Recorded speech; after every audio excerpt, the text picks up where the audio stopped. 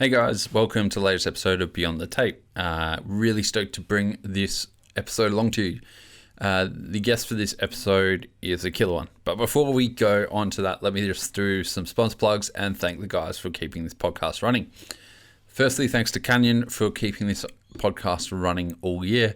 The guys there are absolutely killing it at the moment. I don't know if you've seen that new Stoic model they've released, but for the budget and for the money, holy crap, do you get yourself a solid hardtail.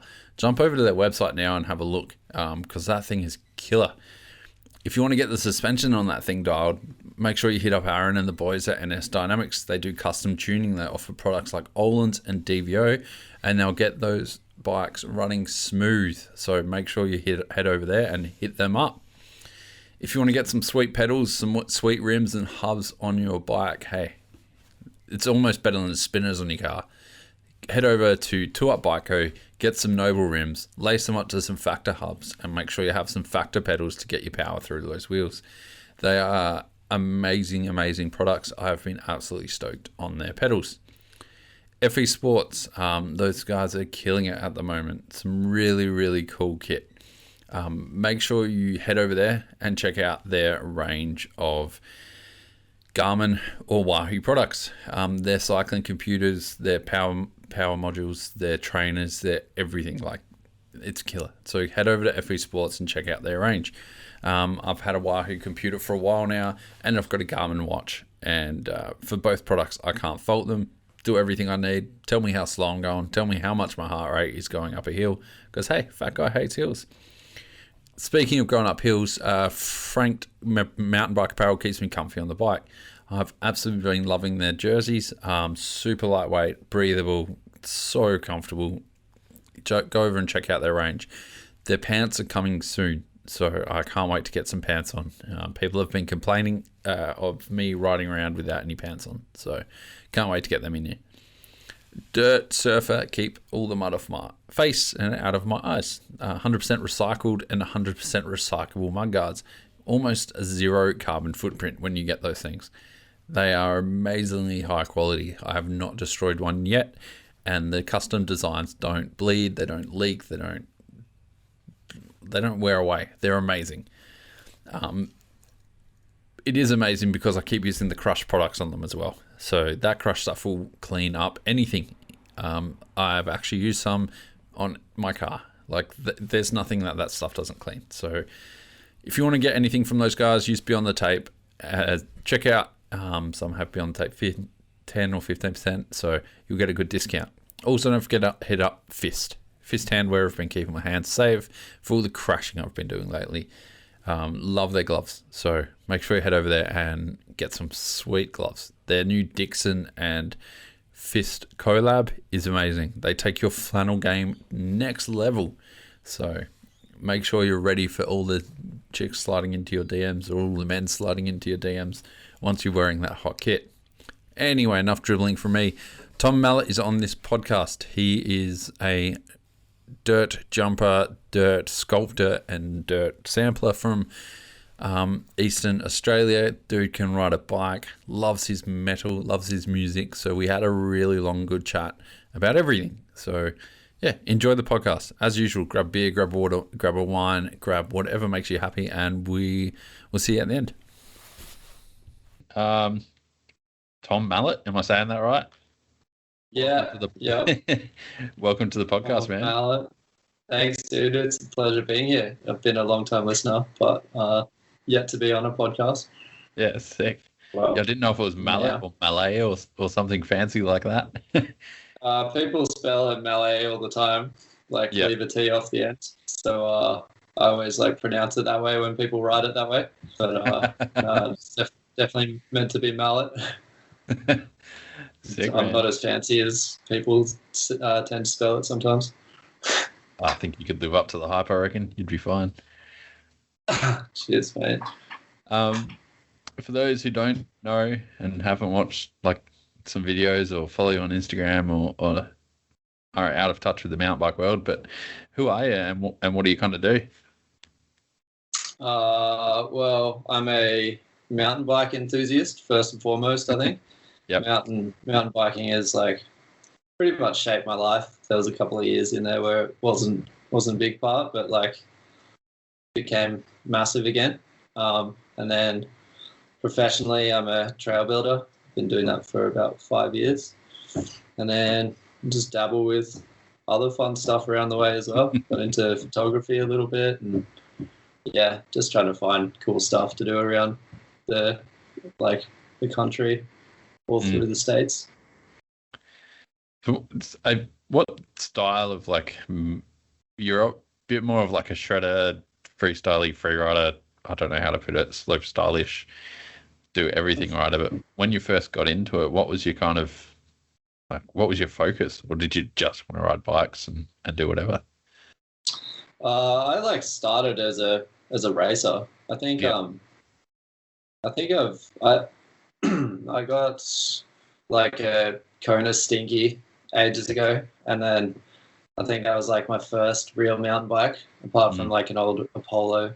But then the dude who sold me the Stinky, took me to a local race. Oh, well, like he was going to a local race and mentioned that I should go check it out. So straight off the bat, I went to downhill races, and then I think I remember seeing Kai Hoare and Tim Eaton and all of those guys at the local Canberra club round. I think it was a Madura round. Yeah, cool. And I think downhill was there right from the start. So at first I was pretty race focused. I had a lot of friends who did all sorts of riding, but I kind of trended in the racing direction for a little while. And got pretty decent at it for a little while. I won the Canberra under-19s titles 2 years in a row, which was pretty cool. But then slowed down after a couple of crashes. So that's a pretty big thing in Canberra to get the U19s. As you mentioned, there's some pretty fast riders up there. Well, Timmy and Tim and Kai and all of those guys were a couple of years above me, a year or two. So I wasn't competing with those guys. Definitely didn't take it off Timmy or anything like that. But they kind of I did a bit of riding with those guys and saw them at the races and stuff. So a little bit of mentorship. And then I think there wasn't a particularly big field in my year, so it's not too much of a claim. But I don't know, it still felt good. Still won it and sick. What was it? Yeah. So Stinky was your first bike after an Apollo, did you say? Yeah. So the Apollo was when you the low end bikes in a standard big bike shop, just front suspension, slightly thicker tires, the kind of Kmart spec mountain bikes, but just a little bit more on the mountain bike end of things. And then just wrecked that thing, just doing jumps and building was always there. So I just I was building jumps and just flat out sending that thing. And then found this deal through, I think, my uncle's friend for this Kona Stinky. And that just became the mission, the aim. It's just saving up for that flat out, doing chores for mum and that sort of stuff. I was just I need that bike. And that, because I was Kona was the bike brand that I idolized all through school and that sort of thing. You just saw all the freeride legends, everyone riding them, and then Fabian Burrell and all those dudes just ripping them. So I was just getting a Kona straight up. That was just the bike. Those Stinkies as well, that was the bike, especially around, what year was this? This would have been 2003, 4-ish? 2004 maybe. Yeah. Because that's when Burrell was pinned on them. Everyone wanted that bike, hey? Yeah, on the Stab or whatever that bike was. I think that was before the Operator. And then all the freeride dudes were just hocking the Stinkies with big monster tees on the front and stuff. I remember being on Pink Bike and on Rotoburn forums and stuff trying to find some monster tees. Just desperately where are these huge forks? How do I find them? Messing around with putting the crowns all the way up on my forks to make it look like it was super tall. Had heaps of trouble. Man, those super tees. I think there would have been like less than 10 or 12 in the country. Like there wouldn't have been many kicking around. So Yeah, if you got a set, it was pretty rare.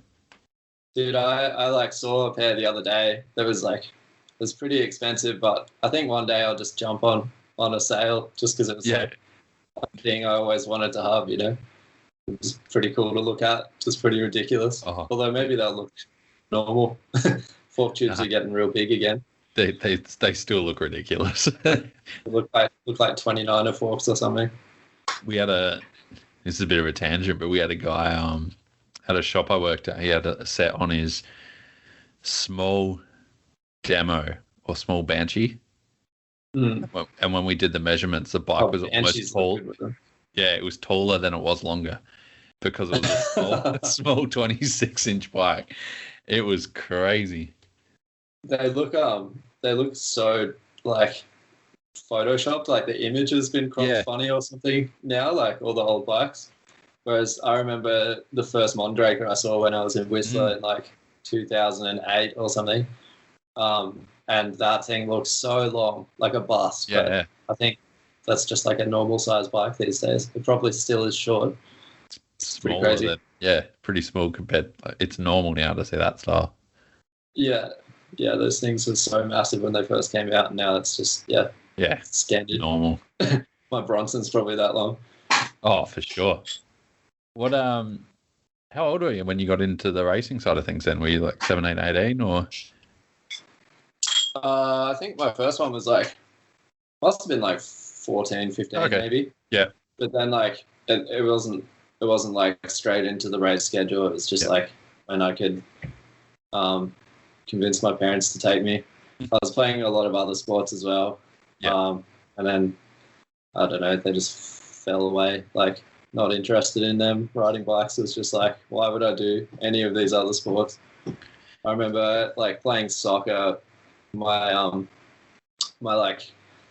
coach would just make me the goalkeeper just because like we had no good goalkeepers in our team, and I was just so bored because like we had a pretty decent team, so I was just doing nothing like the whole game.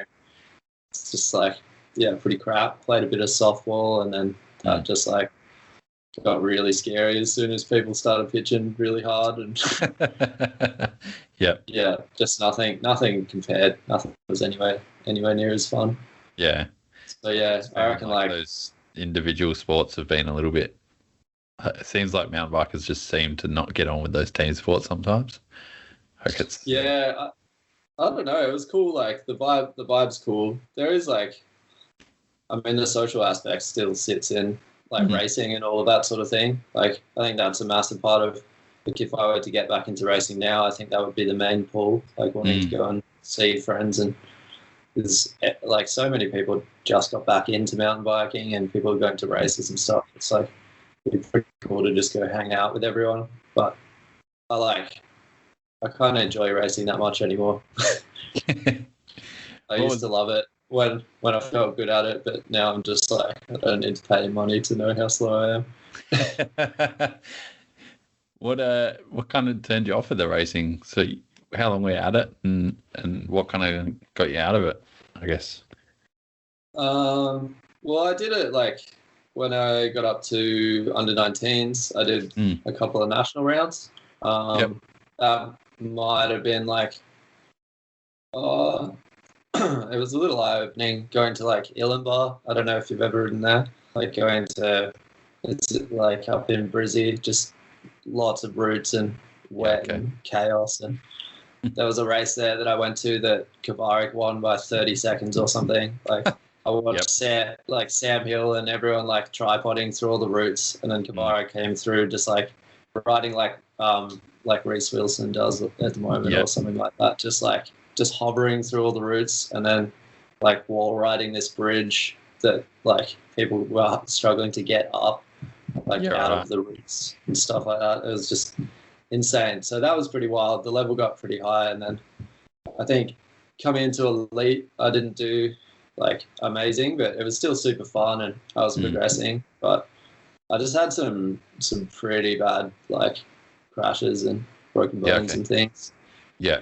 And I don't know what point it was, but there was like a pretty clear point where it was just like I got scared all of a sudden, and it was like it was just hesitation. Like I could feel in my riding that like there'd just be a split second where I'd like dab the brakes instead of just like letting it off, and like my times like didn't drop that much, but like it felt really different. Like I didn't feel as confident going into things, and just started overthinking stuff. So it kind of just dropped off for a little bit after that. So yeah, I think that was kind of I don't know where it all stopped. You don't really, like that hesitation and being scared is massive. Like you don't want to be racing and having those small hesitations, because that's when you get hurt more, and you're also not going to be on the top step. Like there's no point. Yeah. No, hurt more is like a real thing. Hesitation is like a curse, I think. And like, I'm sure everyone has it to some degree, like even the very best of the best. But like for me, man, it's just a battle. Like I have days where I don't consider anything, and it's just like ride bikes, have heaps of fun. And usually it's the days where like I know it's just going to be fun and that I'm well in control. And like those days are the days where I'll like find something gnarly and be able to tick it off the list or something like that, because I've just got that just like fun confidence going on. But if I like build something up, then the hesitation is just like it's there all day. Yeah. So it's like a bit of and that's the thing that inevitably just takes you off the bike, I think. Like that's what makes you crash. I've never in my life crashed riding at my full ability. It's always just been like, stupid little things or like hesitation. Yeah, those little brake checks before a big jump, or just having that half a back out can cause more than just hitting something with confidence. It's insane. Yeah, just not being loose. I think being loose and like just really free on the bike is what gets you out of trouble. Because the days where you're just like hammering down Medina or something, just like you don't give a shit about anything and just having the most fun ever. They're the days that like you can get away with murder. Like I've come offline at Medina before and like ridden through the bushes and then like over a berm and then like past a tree over a log, like and just back onto the track. Just keep laughing and keep riding. It's just so fun. But I reckon that place is better if you don't touch the brakes, eh? Like if you let the momentum of that place just carry you, you're probably safer. Yeah, I think so, for sure. Like braking, I think just puts you off or like adjusts your body position on the bike or something like that. I found at Medina when I was there, if I was riding badly, I'd just go and like ride Zen Garden as fast as I could or something like that. Well, Sticks and Stones was like the ultimate warm-up track. And I felt like it forced you to be a bit more active and a bit more loose on the bike. So you'd either like, if I was riding badly, I'd either just continue riding badly, but like you scare yourself a bit so the adrenaline's up and it's fun, or you like tighten up your riding a lot because you've started riding the dangerous stuff. So but I was like pretty comfortable on those tracks. So again, maybe that just went back to the comfort thing. Yeah, I love those tracks. They're so sketchy, but they're some of my favorite stuff ever, I reckon. That place is so sick. I remember hearing like Jacko and Baxter when it was first getting built, like they were like, it's so good, it's like the best place to ride ever. And I was like expecting it to be, but also just like a bit reserved because it was like, you know, the guys that are building it are telling you it's the best stuff ever. Not that I don't trust them, but I was like, just keen to like find it out for myself. And then first laps down there, I was just like, what the hell? How am I having this much fun? It's sick. I almost reckon those, like, I don't know, I don't like the flowy fast stuff down there. Like, it scares me more, whereas Zen Garden and that type of slow, like, and that, I really froth on those tracks down there. Wish we could get more of them around Australia. I really enjoy, like, I don't enjoy flat out speed. I really enjoy, like, working to keep the bike going. So whether it's technical and tight and you have to, like, maneuver a lot, or it's, like, a bit flatter and you really have to like pick your pumps to gain speed. And I mean, maybe that played a part into my like giving up on racing sort of thing, because the tracks got faster. I don't know. Yeah. I don't know if much of that evolution was like, coincided with like me getting less keen on it, but potentially there was a bit more raw speed or that sort of thing. Like Threadbow Fire Road, I used to just hate that thing, man. Like, I won't. If I go up there now, I'll just sit down, like cruise down there, do some little like manuals or something. I just like don't want to go down that fast. I've seen so many people crash on it, and like had so many hairy moments myself that not worth it. I'd rather just do some skids. Those fire roads situations just scary. Oh, they're the worst. I've never crashed on, never had any issues, but because I just chill, I can't deal with it. Yeah. No. What with the Threadbow national rounds when they send you from the top was a bit rough, I thought. out of the chairlift down the hill. Hit that water gap thing that people do. That looks. Oh, dude, yeah. Who's hit that? Surely that's not a big list. Like I know it was like Miko who hit it first, right? Like sick man. Yeah. And then I think probably like it's definitely done it. Troy hit it? Surely. Probably. I think Brannigan did it at one of the like when they did something. It's big. It looks so dumb. Yeah. I think I saw it like Dean or someone like hopping over one of the water bars, like try to bunny hop it. That looked like the gnarliest thing ever. I imagine tagging that and just might as well tuck into the front flip. Yeah. Honestly. If you're going over that quick, you might as well like try to go the whole way around. Yeah. Oh man. You mentioned, like, speaking of crashes and stuff, but you mentioned you had a couple of injuries. Were they quite big ones, or? Just like really big crashes. Yeah. And then like the injuries were always just like pretty standard breaks and stuff, but it was more so like the circumstance of the crash was just like not really being aware of like why it went wrong and that sort of thing. It was kind of just felt like where I thought I was pretty in control riding, it just kind of, I'd feel like I was fine and then just explode all of a sudden and not really know like what happened particularly. But at Illenbar, I had a really big one. There was like a big like rock step down, and like one of my rocks was gone, and I just like nosedived the whole thing. And like I at one point, like years on, I went to get some ribs x-rayed, and the doctor pointed out that I had like an old fracture in my spine from something. And like that, I don't know if it was that, but that's the only time my back's like hurt for weeks, like ever. Okay. So I didn't get it checked out because it just felt like bruised or something like that. But so there's no way to know. It might be a stress fracture from overworking or something like that as well. Yeah. So, but like there was definitely something on the thing. So I don't know if it was that, but yeah, just some crashes. Another one was when I was in Whistler the first season when I was 18.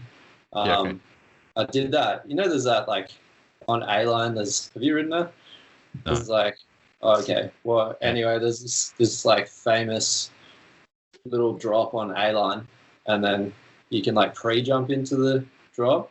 Yeah. And then it hooks a left turn, and then there's like a really big long step down. Yeah. And I like did the little pre-hop into the drop, hit the turn, and I think maybe my like tire rolled just off the rim, and then like front tire just locked up on the lip of the step down, and I just like woke up on the ground with like a dislocated finger, just like not knowing where I was, like people all around me, like pretty like, and then all of my bed sheets from my staff housing stuck to me for weeks after that.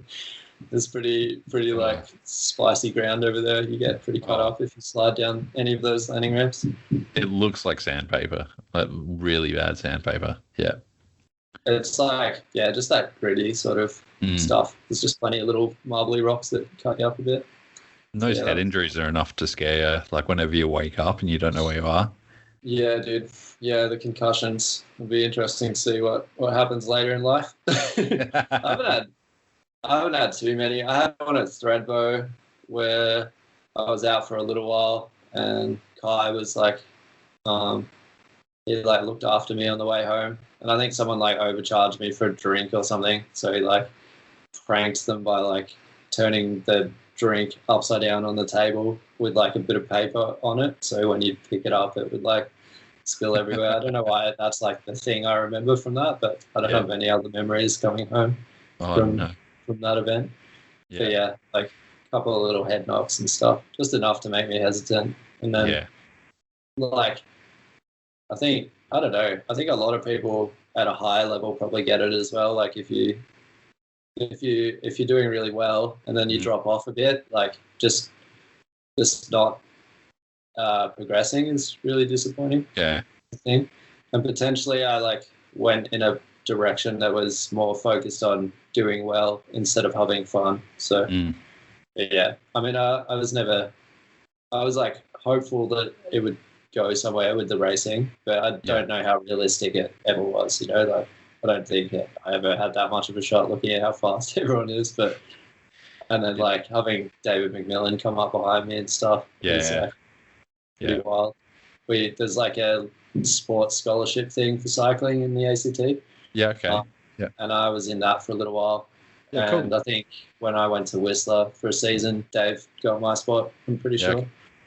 So if that's wrong, Dave, but I think that's how it went down from memory. But that was really cool. That was like they taught us some training stuff, and a lot of that's actually we had really good trainers, and that's stuck with me when I've had time to do gym stuff in my life. Yeah, that's rad. Pretty cool. I didn't know that existed. Yeah, that's sick. It's called Actas. Yeah, okay. ACT. Make something. It up. ACT awesome scholarship. Awesome scholarship. Yeah, that's sick. Imagine if they had that everywhere. It'd be so good. Yeah, well, it was pretty cool. I think that was like the what do you call it? The selection process for like the world stuff. I think. Yeah. Okay. Maybe, or like part of it, maybe part of MTBA or something like that. I don't know. Yeah. Something along those lines. I did a lot of XC racing as well. Actually, I didn't mention. Yeah. Okay. I was like getting pushed by a couple of MTBA people and stuff to race a lot of cross country instead of downhill.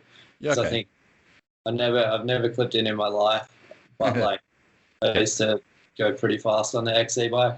Did a lot of like 24-hour racing and stuff. No way. I actually have an under-19 under-19s title in XC as well. But like that's nothing. Yeah. It used to be really fun. I think that was 100% driven just by like how fun it was bothering people who did XC full time. When you would like show up in shorts on flat pedals and like a borrowed bike and then do really well. Like the full Sam Hill effect when he rocks up and he just smokes everyone. Yeah. Yeah, basically, I think. Yeah. But yeah, I definitely wouldn't put my name in the same ring as Sam in respect, that's for sure. I think, he rocks up to those like WA XC events just in full baggies, like 140mm trail bike, flat pedals, and just smokes everyone. It's so sick. Yeah. No, it was really fun, and like you just got to do a lot of riding with your friends. I had heaps of friends that rode XC, and it was really cool to just go pedaling with them all the time. So kept the bike fitness up. I think I could attribute my fitness to just riding the downhill bike to like downhill tracks from my house in Canberra as well. Like, just pedal all the way out there, and then like do laps all day, and then pedal all the way back. Like, I think how far was it? I got a bit of bike fitness. Some of the places were like 15, 20 Ks, I reckon. Oh shit! So just put a bit of a long pedal in on the downhill bike in like full face helmet and stuff. And God. Yeah, it was pretty sick. It's a pretty rad training routine. Yeah, well, it was never intentional to be training. It was just it's how you got there, right? The only way I could get out there. So I was like going to go and get out there. Yeah. Yeah. But good.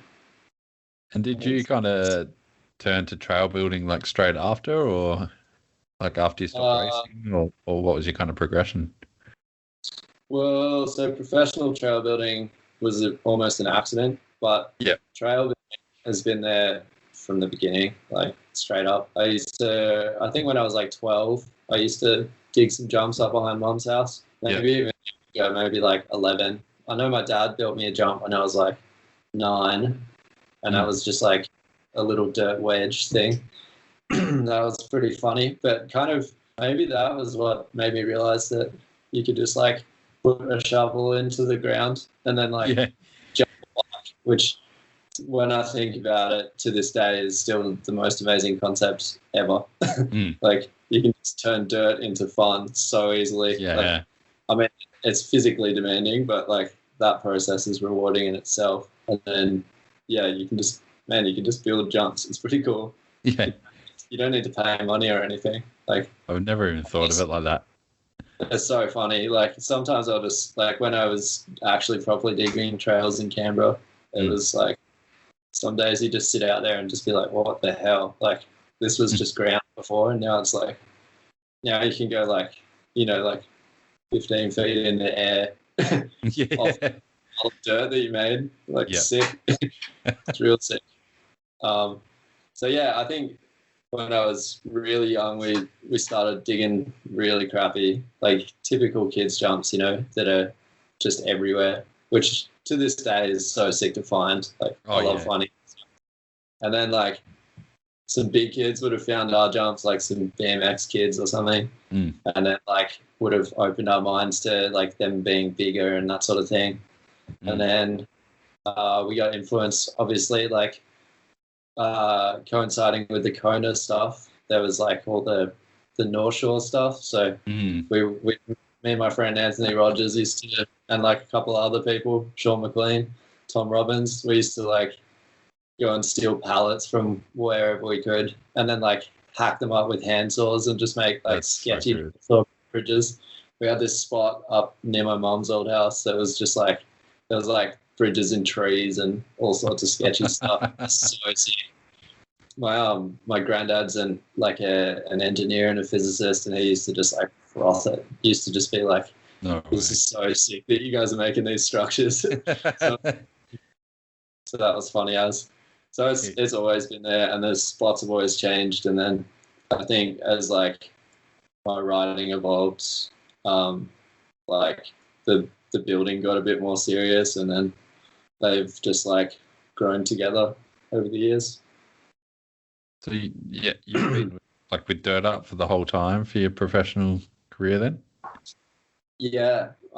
So after racing stopped, I kind of was like, I was building some dirt jumps in Canberra, which is like a pretty serious spot now. But we'd been, me and my friend Matt Lutton and a couple of other people had been digging out there for like 2 years. Had this like pretty legit spot in a location that was obviously like secret enough because they still haven't been knocked down. They're actually pretty insane now. Some BMX dudes have like it's sick.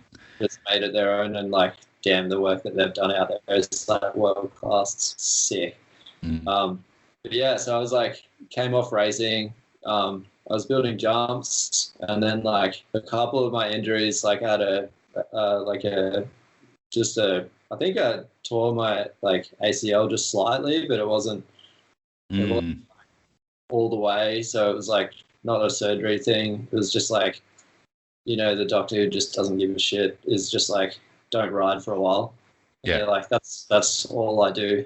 Yeah. It's not like gonna I help. was still digging with that. And then I had a couple of like wrist breaks here and there. Yeah. And just like started just feeling like wrecked. Like they all just caught up with me because obviously none of the rehab was ever being done. And like, because you don't take it seriously when they give you like an A4 piece of paper with some like pictures of someone doing some exercises on them. Yeah. You're just like, I don't need to do this. I can ride a bike already. Yeah. They don't explain the weight of like, or like the physios that I went to didn't explain how important it is to rehab, like at least back to where you were, probably better. Otherwise, you'll just do the same injury again and again. Yeah. So I never took that seriously, and everything kind of all piled up. I like my friend who I was digging those dirt jumps with, that was like all I was riding at the time. He went overseas, and then just like running that spot became like way out of hand. Like so many kids would ride, and I was just doing maintenance, and like riding almost like fell away for a little while. I was like full time maintaining a jump spot, but like hadn't ridden a lap there for a long time, and then like just got tired of it and like didn't go for a couple of weeks, and then like it became a couple of months, and the bikes just stayed in my garage for a while, but just like riding kind of fell away, and I just like I was like 18 at the time, so I just like went into actually no, this was a little after that, but I just went into to like just party for 2 years. Just like it kind of synced up with everyone being in that same sort of state of mind for a while. Like I always like looked at Jai when I was working with Jai, being like, man, like I would have got along with you so well like 2-3 years ago. Like this was my main focus. Like you and me would have like raised hell, but like I think maybe like I was a little not hard on Jai, but like I was a little like apprehensive to like get sucked into partying again, because I'd like just got through that and then was like back into the trail building world. But anyway, long story short, partied for like 2 years.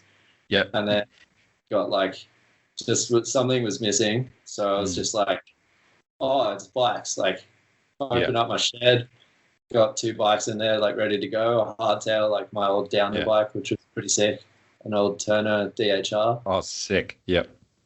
And then just moved to Threadbow. Like didn't have a job. Quit my Canberra job.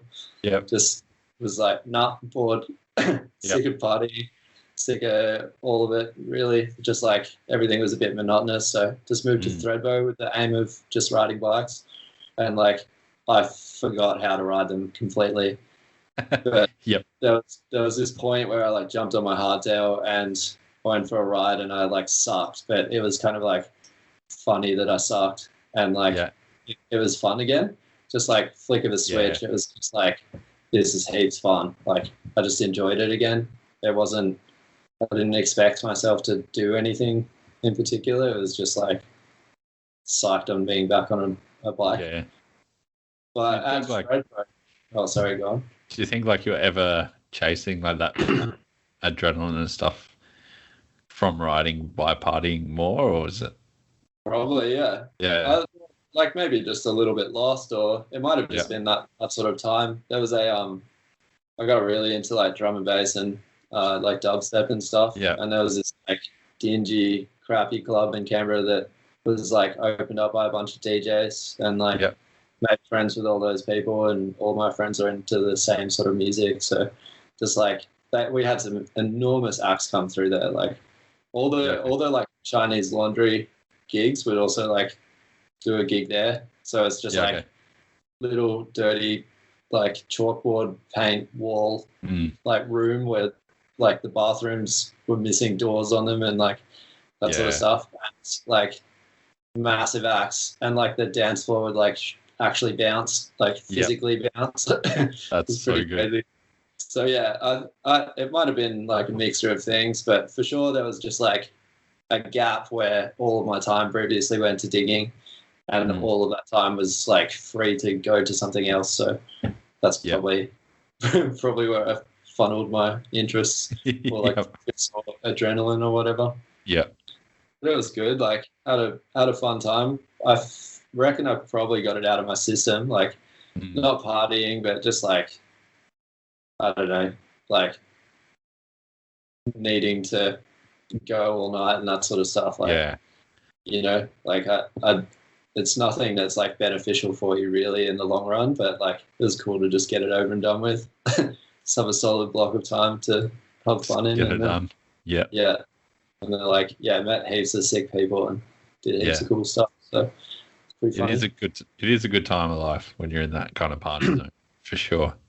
Yeah, absolutely. Like super fun, and I don't know. I just like had heaps of friends that were into the same thing. It was just like yeah, super good social time. So, but man, I'm like so thankful that I just had that calling back to riding bikes.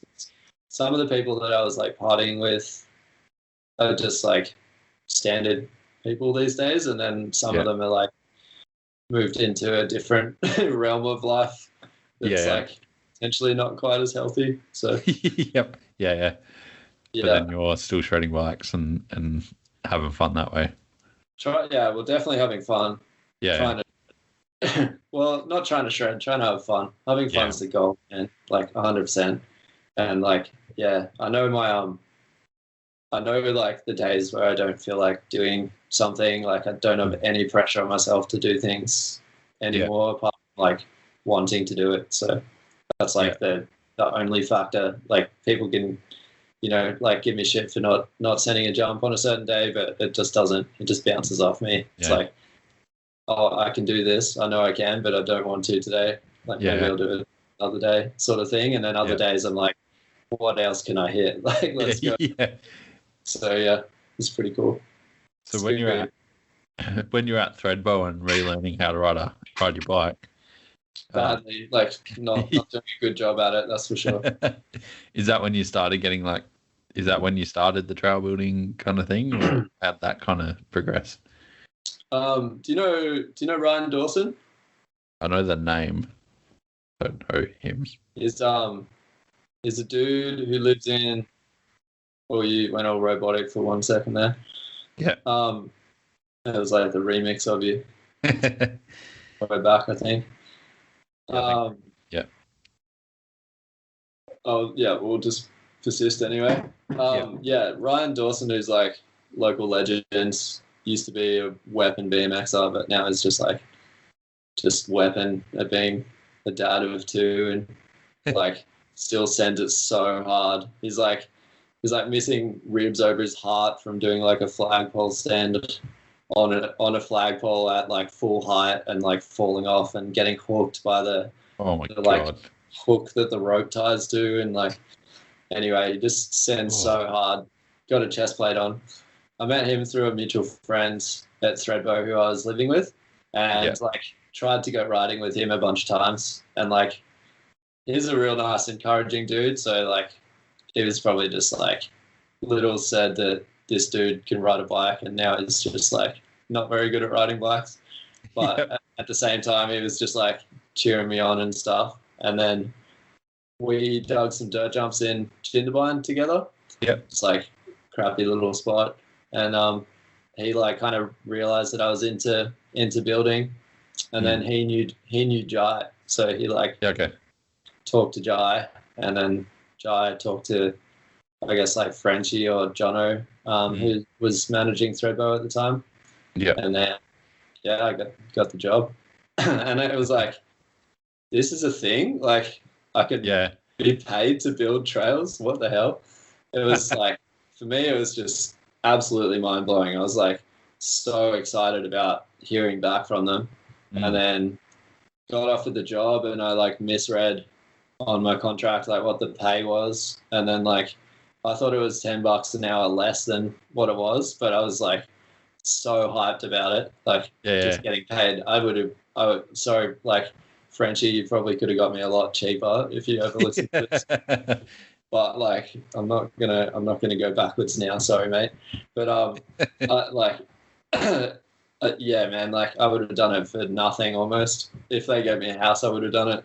But then I got my first paycheck, and it was like way more than what I thought it was going to be. Like, just flopping. It was just like blown away, and I hit it like as hard as I could, and I feel like I've tried to ever since.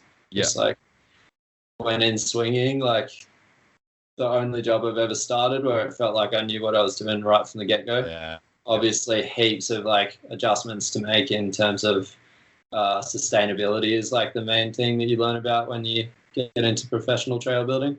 Yeah. It's like, I don't know, there's not as much weight on sustainable trails if it's something that you build next to your house that you're going to be at all the time. Yeah. But like looking back, I would have loved to know that was like something that you could do to protect the environment and like you know, make your trails last a little bit longer.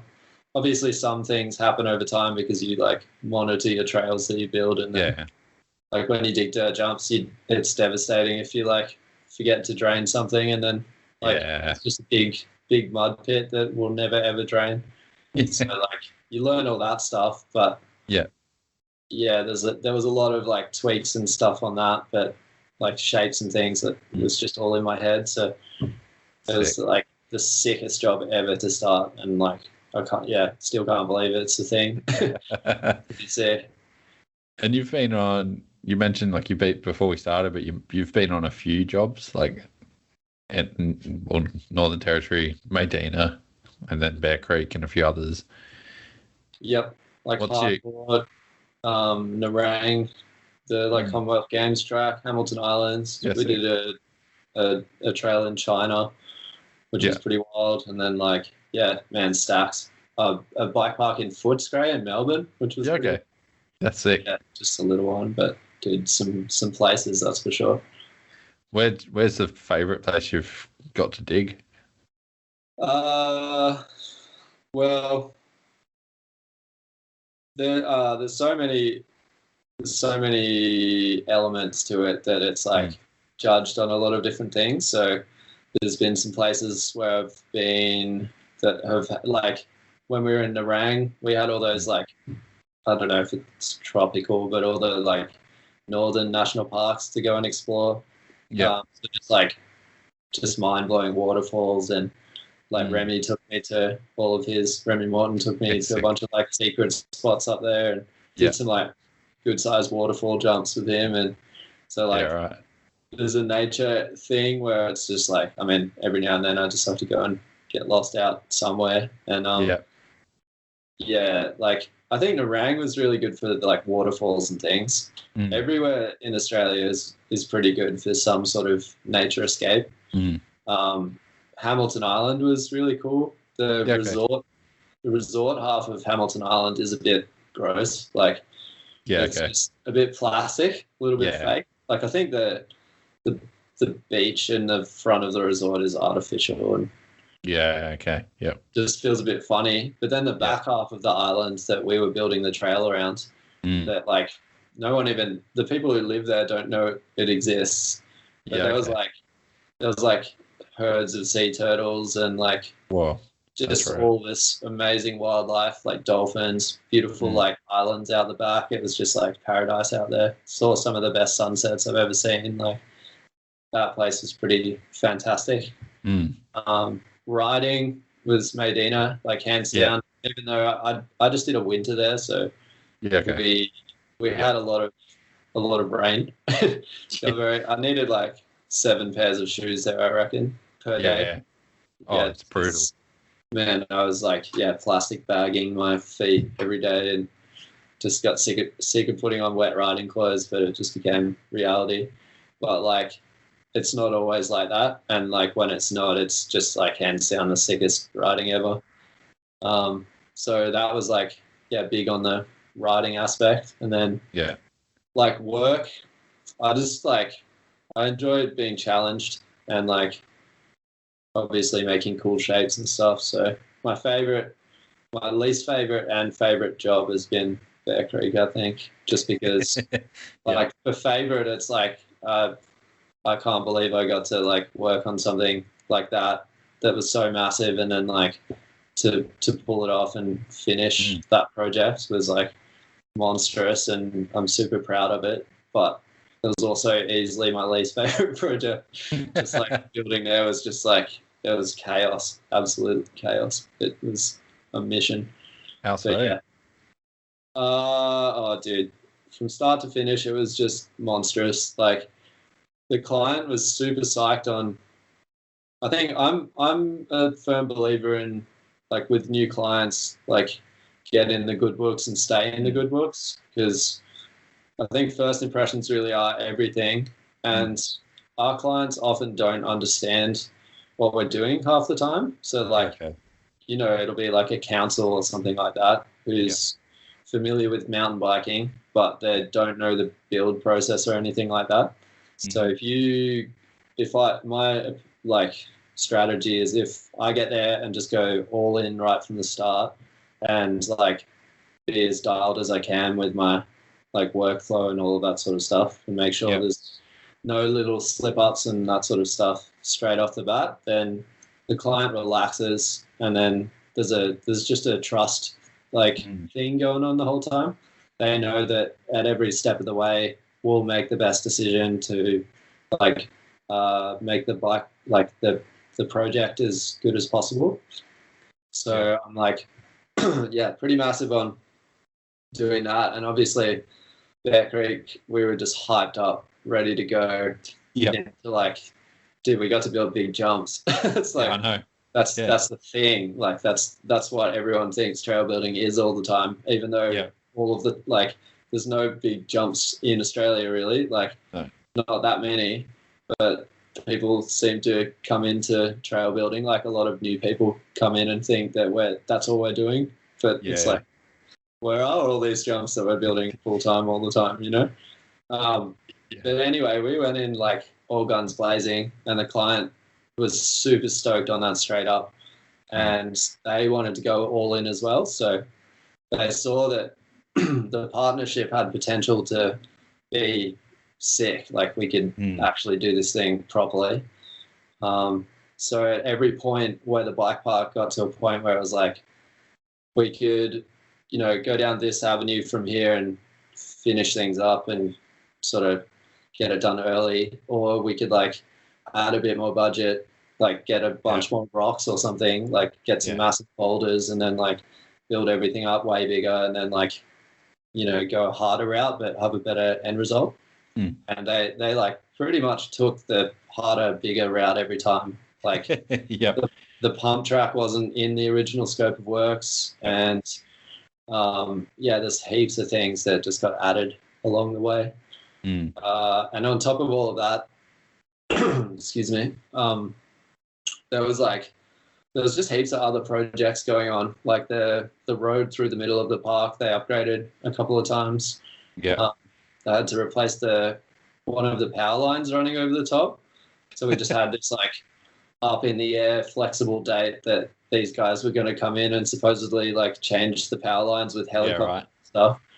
They like originally thought they might have to change the towers as well. And like the first meeting we had with those guys, they came in and they were like, oh, none of this is any good. Like we're going to have to bulldoze this and bulldoze this, like pointing at all these like, finished things. And like at one point they like sent in like excavator operators in like 30-ton excavators to come and do some works. And then like I caught one dude like about to just like drive in over the, I don't know if you're familiar, but up the top there's like this section called the trio, and it's like it's like short for like the trio of dips. You've got like mild dip, medium dip, and spicy.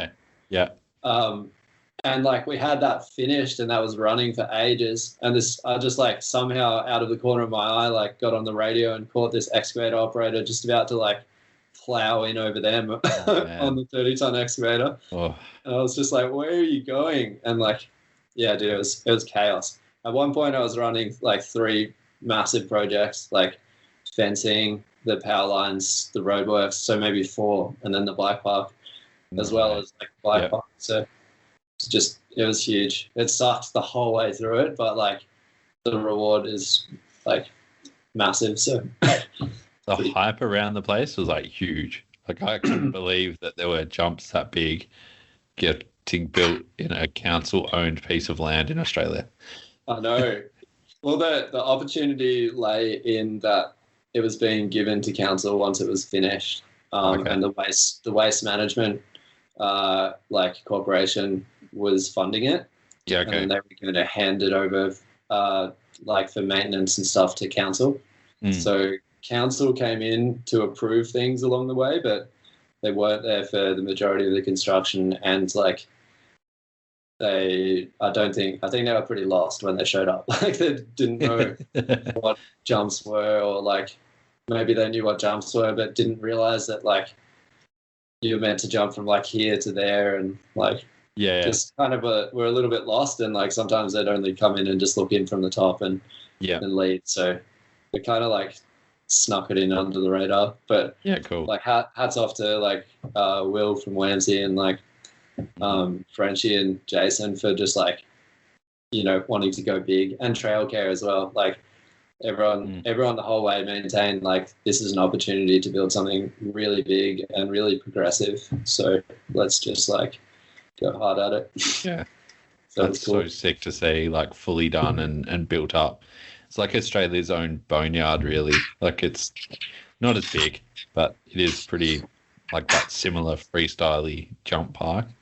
Yeah, it was like the lay of the land was a little hard to work with. There was a couple of like, it had a lot of like really mellow dips. So like, yeah, it would go down for a bit and then flatten out, and then it would be like a long and gradual uphill, which obviously like means you can have like 2 jumps down and then you just like drag out uphill. So like shifting how the land was to make it actually work was a massive challenge.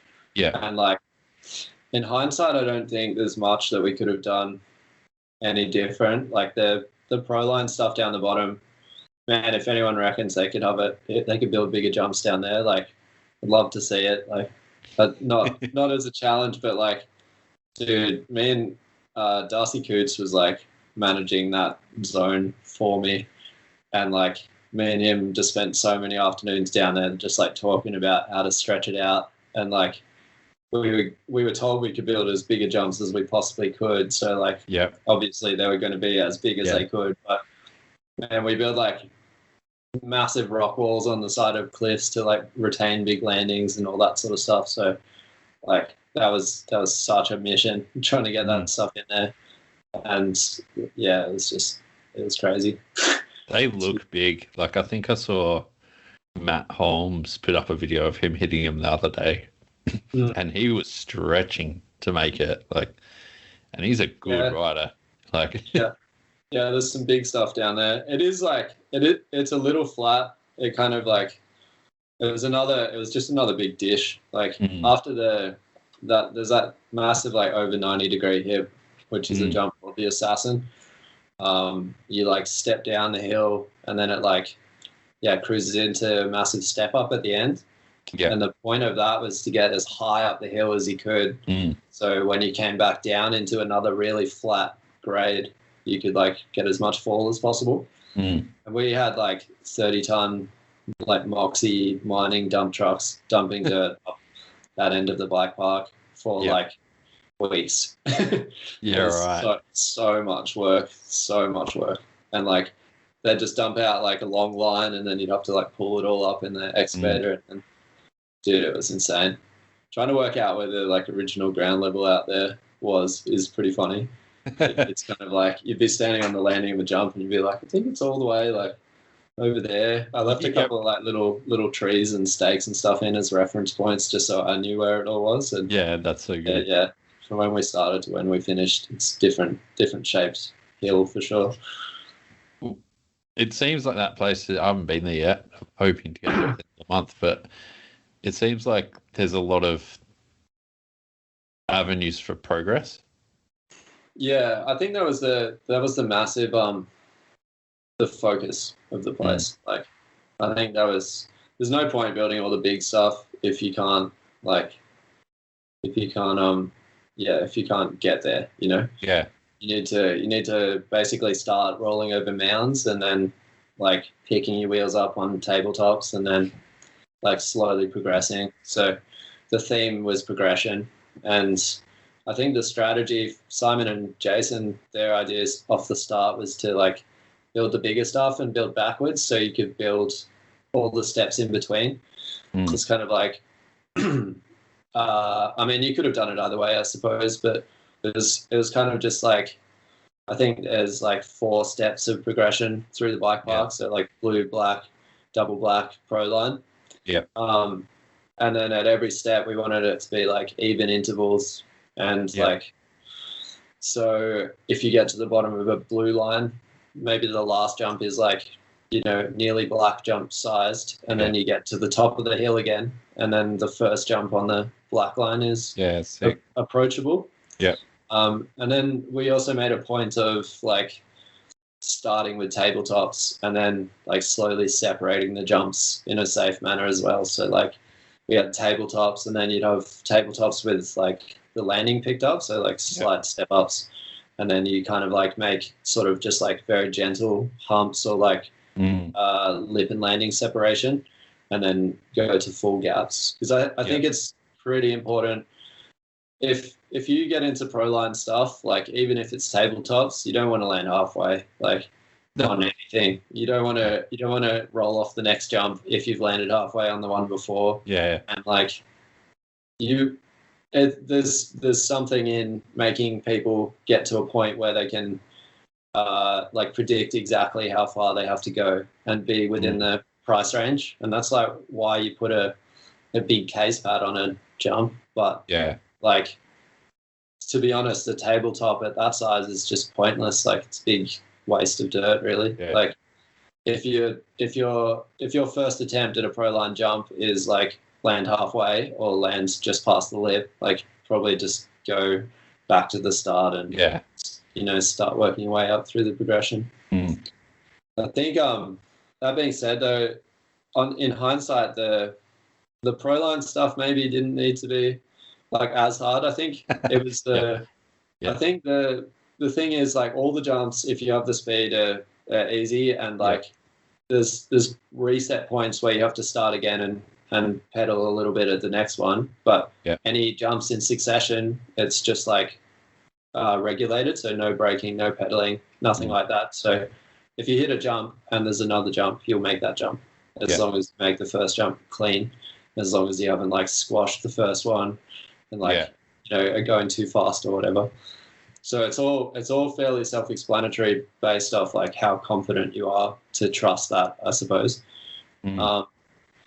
But like a couple of the locals in Sydney have sort of mentioned that it would be cool to have a top to bottom, like maybe black line or something. The thing is, there was only one option of a top to bottom line, and I'm not one to make jumps smaller, so it was like the blue line I felt it would have been sick to get a really long blue line, but there wasn't going to be a really long blue line and a really long black line. It was just one line could go top to bottom, and if the blue line like went up top to bottom, then everything would have been smaller because of the way that it's all stacked together. So like a lot of like landings are like 3 landings wide instead of like the black, double black and pro line stuff is like they all share the same big mound of dirt for all of their landings, sort of thing.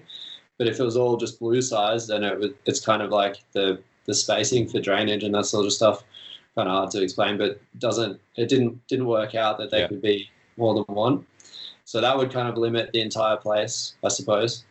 And then like I wanted the line to progress as you went down, so bigger and bigger and bigger, and building the bottom jumps like small and approachable, I think kind of like limits you back up the line again.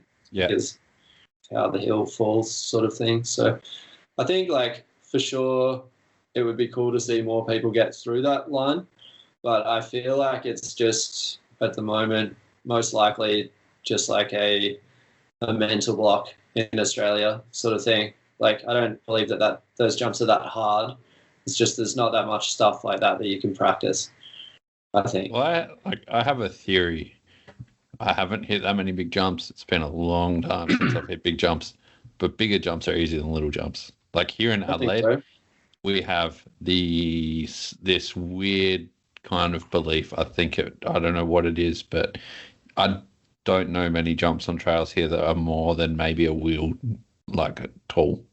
Like for some reason, we just don't have lips. Yeah, height is a huge thing, man. Like little kicky lips is the most dangerous thing in the whole world. It scares the shit out of me because I come from like a dirt jumping, very average skilled dirt jumping background, like where it's slow, it's fast, you hit a lip, you float through the air, you pick up speed again, but then you float through the air.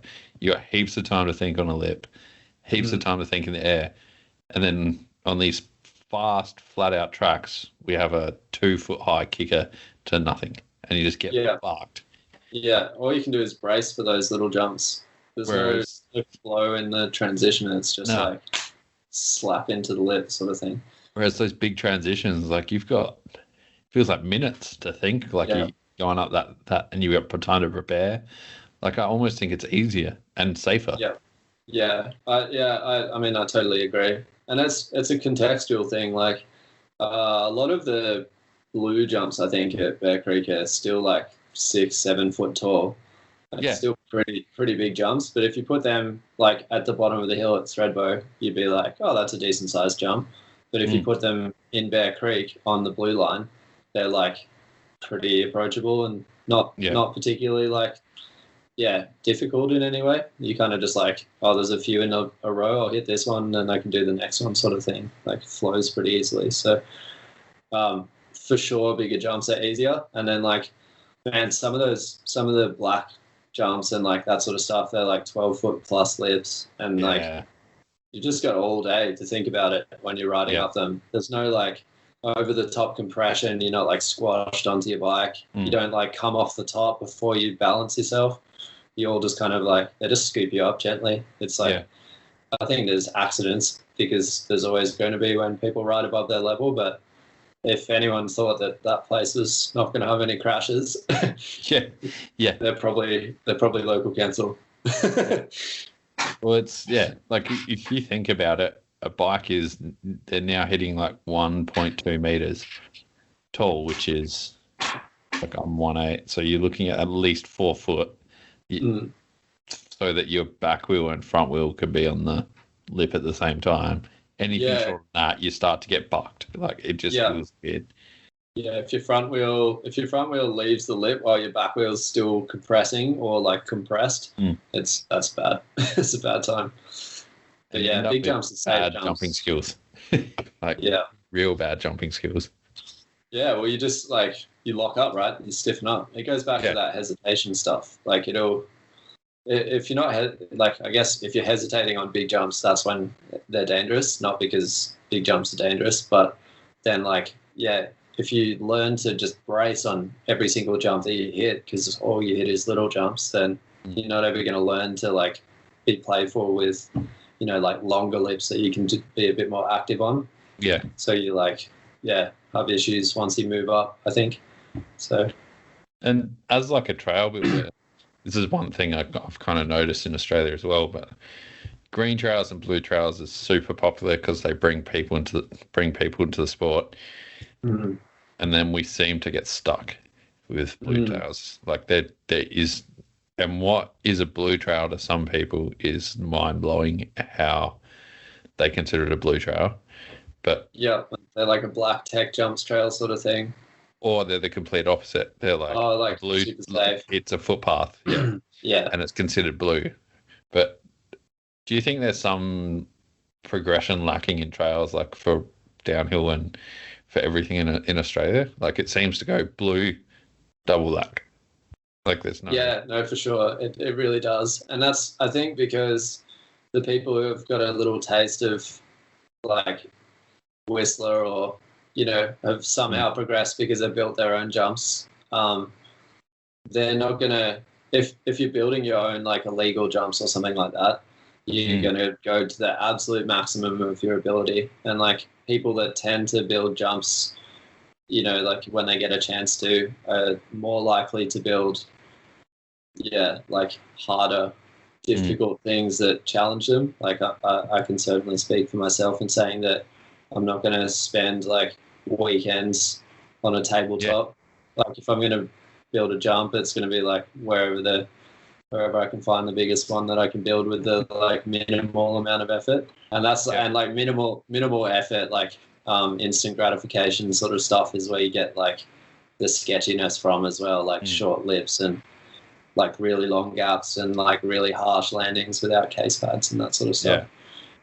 But I think that's why that's there to some extent, but it's also because the people funding the like big trail projects, I think, want to be comfortable with what they've got in terms of like liability. So maybe it's just like, national parks will pay for a trail network or like there'll be a council client or something, which is I find it pretty mind blowing because skate parks, like look at what, and this might be because like companies like Convic have been really active in like pushing these skate parks, but like look at the skate parks that the like Convic and stuff are building around Australia right now.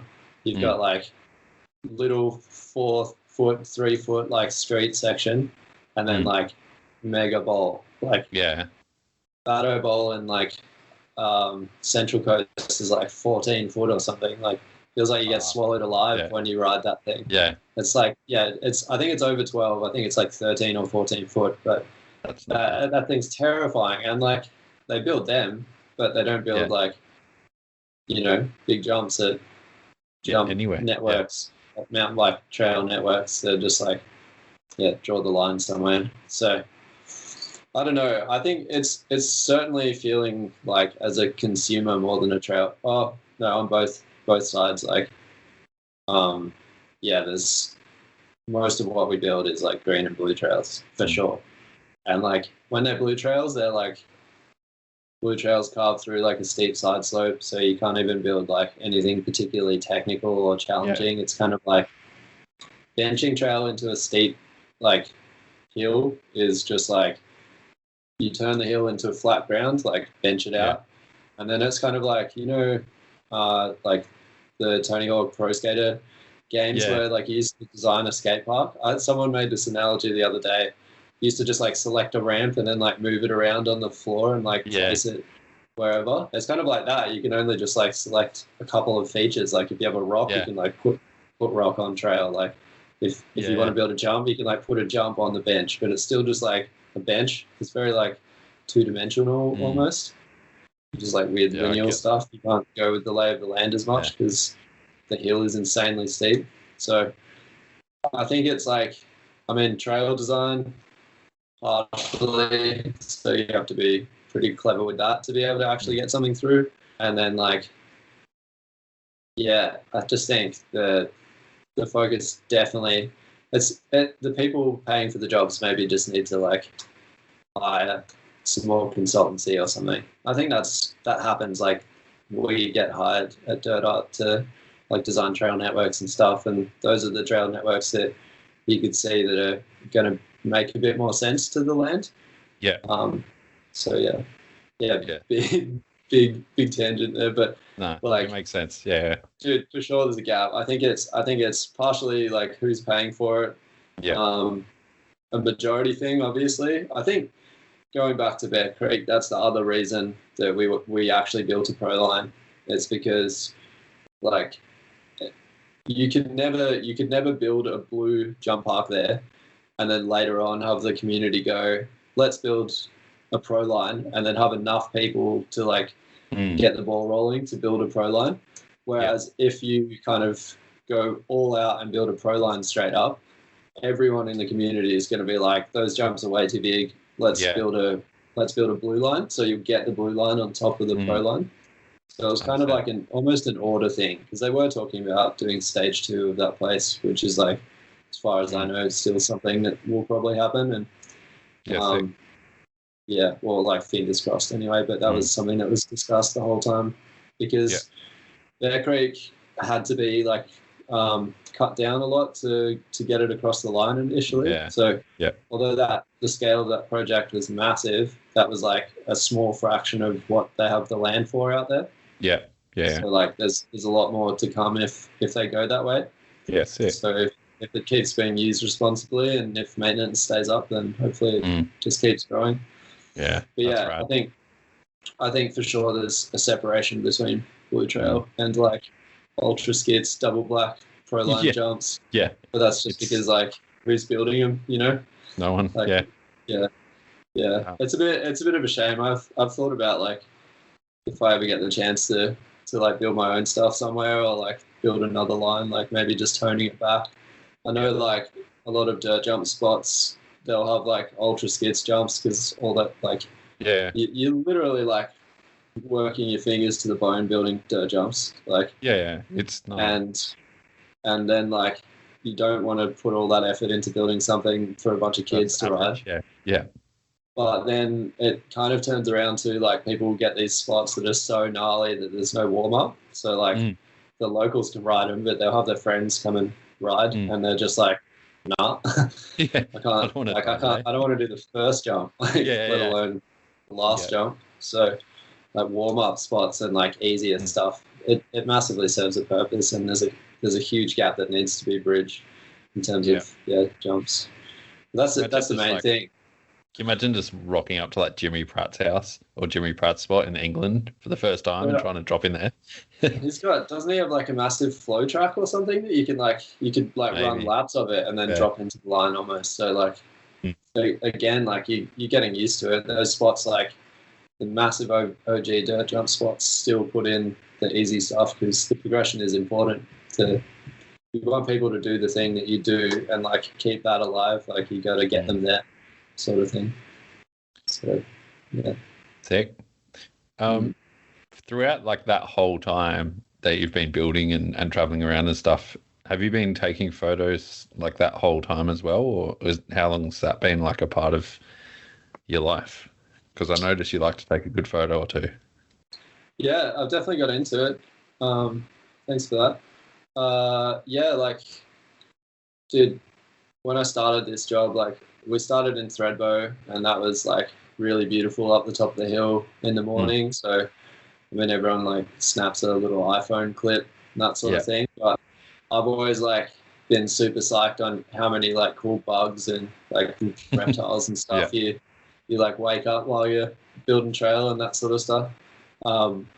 So yeah, all the like flora and fauna just all around Australia is insane and so pretty. So like I started taking photos on my phone, and then that became like a bit of an obsession, and then I sort of reached the limitations of my phone. So just picked up a camera at some point, and then it's just like it's been really cool because although like I bought a cool camera, I bought the original 5D first off, and that was had enough features that I could learn what I was doing, but it was also like not overly complex, so I wasn't lost in anything. And the progression of photography has been really fun in that every time I've like, it's just been, the learning has been just based off like getting to a point where I wanted to take a certain type of photo and then being like, how do I do this? And then just look up that specific thing. And then my camera was capable of it. And then I'd just like, learn all I can down that avenue. And then I'd never tried to go any way with it. It was just step-by-step learning. And that was really cool. I thought like, just like, it kind of like towed me into it, which was pretty sick. Yeah, sick. But yeah, I love it. I spent so much money, like almost more money on my camera stuff than my bike stuff. And it's like, so bad, hey? Like, they're both so expensive. Like, it's the two worst hobbies. Yeah. I bought the 5D Mark IV, and I was like frothing on, like, I was so nervous about buying it because I was like, oh, dude, am I going to waste my money? And like, in hindsight, I actually really like buying the best thing that I can and just being confident that it's like awesome. But I am a little bit of that like all the gear, no idea sort of guy. But like I was frothing that purchase, and then I like told RF at Threadbow one time, I was just like, check this out, man. I got the new, because I knew that he shot Canon. I was like, I got the 5D Mark IV. And he's like, why'd you waste your money on that piece of shit? Just like, he just like cut me down straight up. And I think maybe because he's like a sports photographer and he gets his bodies dusty all the time, like didn't want to go like full bells and whistles, ultra high price for something that like he puts a lot of wear through. I don't know what he should have done now. That was like a couple of years ago, but he full cut me down straight up. He's just a salty man. I just knows what he's talking about, I reckon. And I was just like, all gear, no idea. Who had to like be taken down a notch maybe. But like, apart from that instant regret when I talked to RF, thanks for that, RF. I've never regretted that. And like, man, I just like, you got to fill in all the gaps on your lenses, like on the lens range every now and then. And I think about it for a long time, and then like just pull the trigger when I walk past the camera shop. It's like, They're so sick, man. Lenses are really beautiful things, I reckon. Like, they're just such a cool item. They hold their value, and then like you just can like, I mean, you see the world a different way all of a sudden. It's sick. Yeah. Like I bought a fisheye, and that's like, I mean, obviously for sports stuff, that's just like the ultimate. That and the 70-200, which is like the most overused one possible. That's what like everyone shoots on. Hey. Yeah. I bought the 70-200 and the original 5D Mark IV. Mark One, I should say. And then like a bunch of extra flashes and gear, and the 16-35mm lens off my friend Reiki for $2,000. Yeah, and like sick. I think the lens is worth $2,000, and I didn't know because I had no idea what I was looking at. I was like, oh yeah, $2,000 like sounds like a lot of money, but like I guess I'll check for that. And then like a year on, I like realized that I could probably still sell my lens for that much, like just one of the lenses that came in that kit. I like called him up and I was like, dude, do you want some more money for this? Like, he gave me a really good deal. Like I got a camera bag and everything, but he was just fine that I was using it. So I think I'll do the same if I pass on any of my cameras and get a new one. Just make sure someone's using it. Yeah, it's those lenses. They are expensive, but they hold their value for forever. Yeah, as long as you don't drop them too much. And like, I've had some close calls, but nothing too bad yet, thankfully. I think was it a mate of mine, Fletcher Media. He pulled out his like 300mm the other day. He calls it he calls it the Russian telescope. Like, yeah, those things are obnoxious. He just gets arm pumped throughout the day just from holding this lens and swinging it around. Yeah, that's my gym program as well, the 70-200, I reckon. Just trying to like switch hands when you're shooting so you can like get the workout on both sides. No, I've been toying with the idea of getting one of those like 300mm, like 600 or something. Just like what do you do with them? It's like a cannon. You just I don't know. They don't fit in a camera bag. Like you can't carry them around. It's not like you go for a hike and you just have it on hand at the right time. No. It's not that practical. I think you'd need to go out with the intention of shooting with it, and that's just like, I don't know. My camera kit's not like impractical enough already. I can't imagine like I don't even know what a 600 would weigh. It'd have to be like 4 kilo. Like when you think about it, like kilos. I think that's the weight, isn't it? What that number is. 300 is 300 kilos. 70-200. Good. Scale. Deadlift it every time you want to. Have you been shooting bikes and stuff as well, or is it mainly like the flora and fauna and the nature stuff? Like what? I really didn't want to get into like bikes and cameras together because they were like separate interests, and I started off just with the nature stuff and like landscapes and that sort of thing, and like it was always in the back of my mind like nagging me to like get into mountain bike photography, but I hate riding with a bag, and like I really love riding bikes, so I just like didn't want cameras to get in the way of that sort of stuff. So like, although it always felt like it was something that I really wanted to get into, I was always like resisting it, but I've slipped into it. It's too hard not to. Like when you work and live with like epic riders all the time, like I mean like Baxter and Jai and like Booker and everyone, like, and even just like there's so many underrated riders that I've like worked and lived with who just love having fun on their bike. But when you're with those people all the time, you're gonna pick up the camera and take a photo of them. Gonna do it, and it's like pretty easy to get something pretty cool. And then like a lot of the team that I work with are just like keen to get out and have fun. That's like what draws them to the job, I guess. So it's pretty easy to just like suggest, like going and riding down like a cut on the side of a road or something, like and like going and getting some shots. I've fallen more into like one-off build and shoot sort of things. So I hate going riding with my camera bag, so I'll never do that. I don't know if I'm tired, which is rare, or like if I'm injured or something like that, then I'll go full shooting mode. Yeah. But then like on like at a jump spot like Bear Creek was pretty easy because you could just have both. Like, you'd be sitting up the top with your camera bag, so you might as well just pull it out, shoot a photo, put it back, go for a lap. But I've found like finding something gnarly to go and ride, like just a feature, and then going out and just kind of like making a thing of it. Like you all sort of take it in turns riding it, and then I'll just like turn the camera on once I've ridden it enough, or like, it's like a BMX spot, really. Yeah, like once Jack Nicholas has like pioneered the feature for me, I'll like creep up once I've shot a few shots and like have a go at it myself. Yeah. Just like push one. I'll like find something, have a stupid idea to go and ride something really hard. Yeah. Get there, turn the camera on instead of pick up the bike. Someone else will do it, and then like once it's safe, just go and ride it. So yeah, just pushing people into things, but just subtly.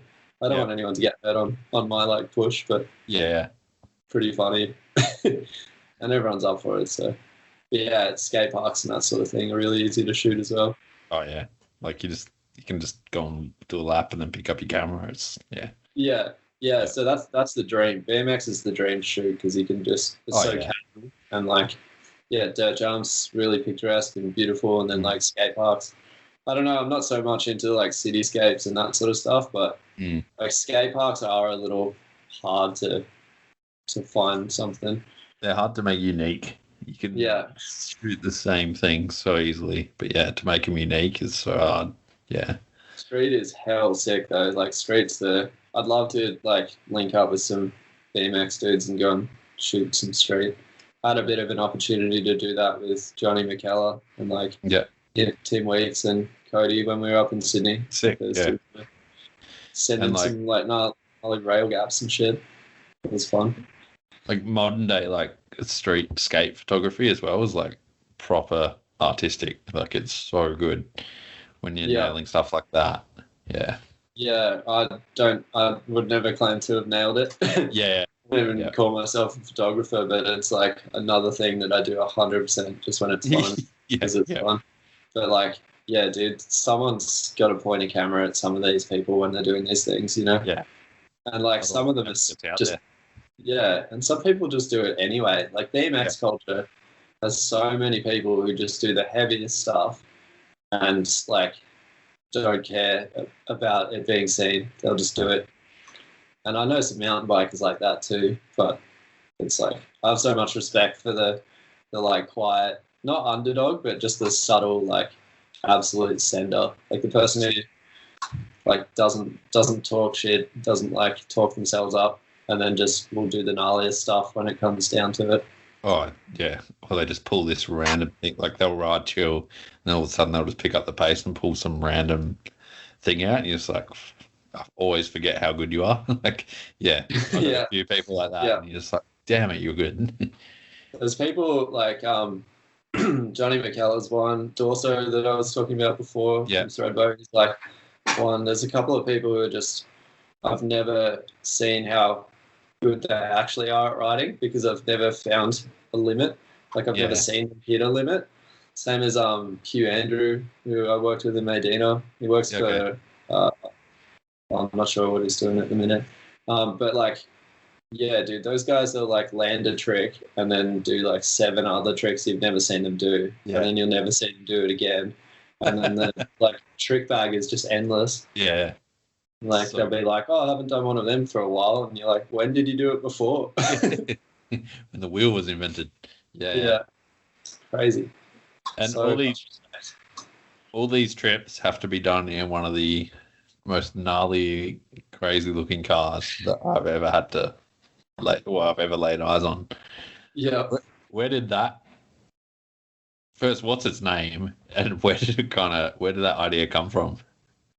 So the car is like a, for those that haven't seen it, I don't know if anyone who is listening to a Me podcast hasn't seen it, but it's like a old '88 Corolla wagon.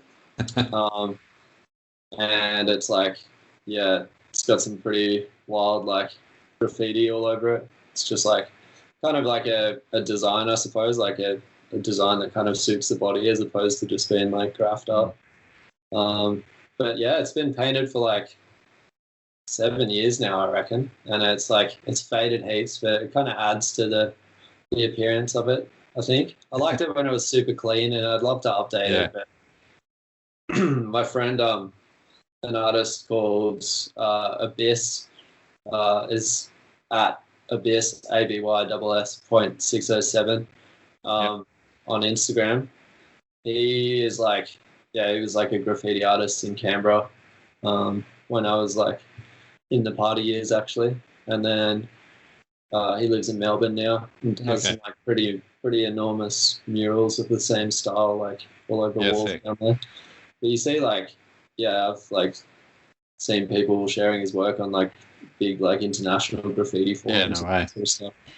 But I just met this dude at a house party and like saw him a couple of times. And like I've only had 2 cars, but I've painted cars like so many times. I used to my first car was a BMW, and I just like rattle canned it black, and then like did designs all over it, and then I painted black again, and then like just like just like put like big metal graphics down the side and all that sort of stuff. Just like so good. At one point I had like zombie hands all over it, like that I just like stenciled off my own hands and like sprayed blood pattern all over the side of it, and just like whatever I could think of, like just get bored. And like had the newspaper up my windows and paint my car. And then I was like, I got to the point because I got this new one, I wanted to paint it well, so I like did a really good black rattle can job on it, and it looked really sick. But then I wanted to like try to find an artist to paint it for me, and I was willing to pay like whatever it cost. But I asked one artist in Canberra, and he was only interested in doing the bonnet, and that was going to be like $800 or something like that. And like I was keen to pay for what like their work was worth, but I didn't want just the bonnet painted. I wanted like the whole car done. And then I like asked this dude, Abyss, and he was just like, dude, can I like frothing the idea? I was so psyched to get an opportunity to paint a car. He was just like so keen. I was like, said I'd pay him and all that, and in the end he only charged me just for the paint. Sick. Like he was like, no, I really want to paint it. Like I'll just pay you. You just pay me for the paint, and like I'll do it. I dropped the full car like off to him. I borrowed a car for 3 weeks and like dropped my car off there at his place, and he called me like later that afternoon and was like, done. I was like, and like because I didn't know how quick he could work, I was like expecting it to be shit, because I was just like, I was really bummed that he didn't. To me, it sounded like he didn't put effort into it. You know, it just like didn't take long. And I was like, oh, like he sure? He's like, yeah, I've clear coated it and everything. And I like went there, and I was just like my jaw just dropped. I was like, what the hell? He covered the entire thing in like layers and layers of stencil, including like hand brush stuff. Like if you look at it close up, there's like little star patterns and like all sorts of insane detail like painted into it with like brushes. But he'd base coated it, done his entire stencil work, and then clear coated it in like 8 hours or something. Like that's just nice. Ridiculous. And then the frost like cracked all the black on the top layer. But then he really liked that, so he like touched up a couple of other little spots around it, and then that was it. It was crazy, man. I couldn't believe it. But I guess if you're spray painting buildings, then maybe like a car's tiny in comparison. Yeah. And you get used to doing it really quick. Yeah. Why an 87 Corolla wagon? 88. 88, sorry. Man, I wanted a van, and I was like looking into getting like a proper van set up, because I was like, that suited me at the time, I think. And like, I'm still a bit bummed I haven't got a van. I'll get one as soon as the Corolla dies, but I don't think that'll ever happen. Yeah. I think it's actually my last car. I think it's probably just going to be with me forever. But yeah, I was saving up to get a van and like looking up all the options and that sort of thing. And my mum was looking through her like work email list for a car for my brother, and he had just bought one, and then the 88 Corolla came up like brand new, like 70,000 Ks on the odometer, and right. for $500. And I was like, and dude, like now it's so like flogged because it's had a hard life, because that's just what happens if you use something that I own. Yeah. But like, dude, I went and picked it up, and I was just blown away. Like I couldn't believe that it was like, yeah, $500. It was just like perfect specimen. It was one of my mum's colleagues. It was his dad's like weekend car.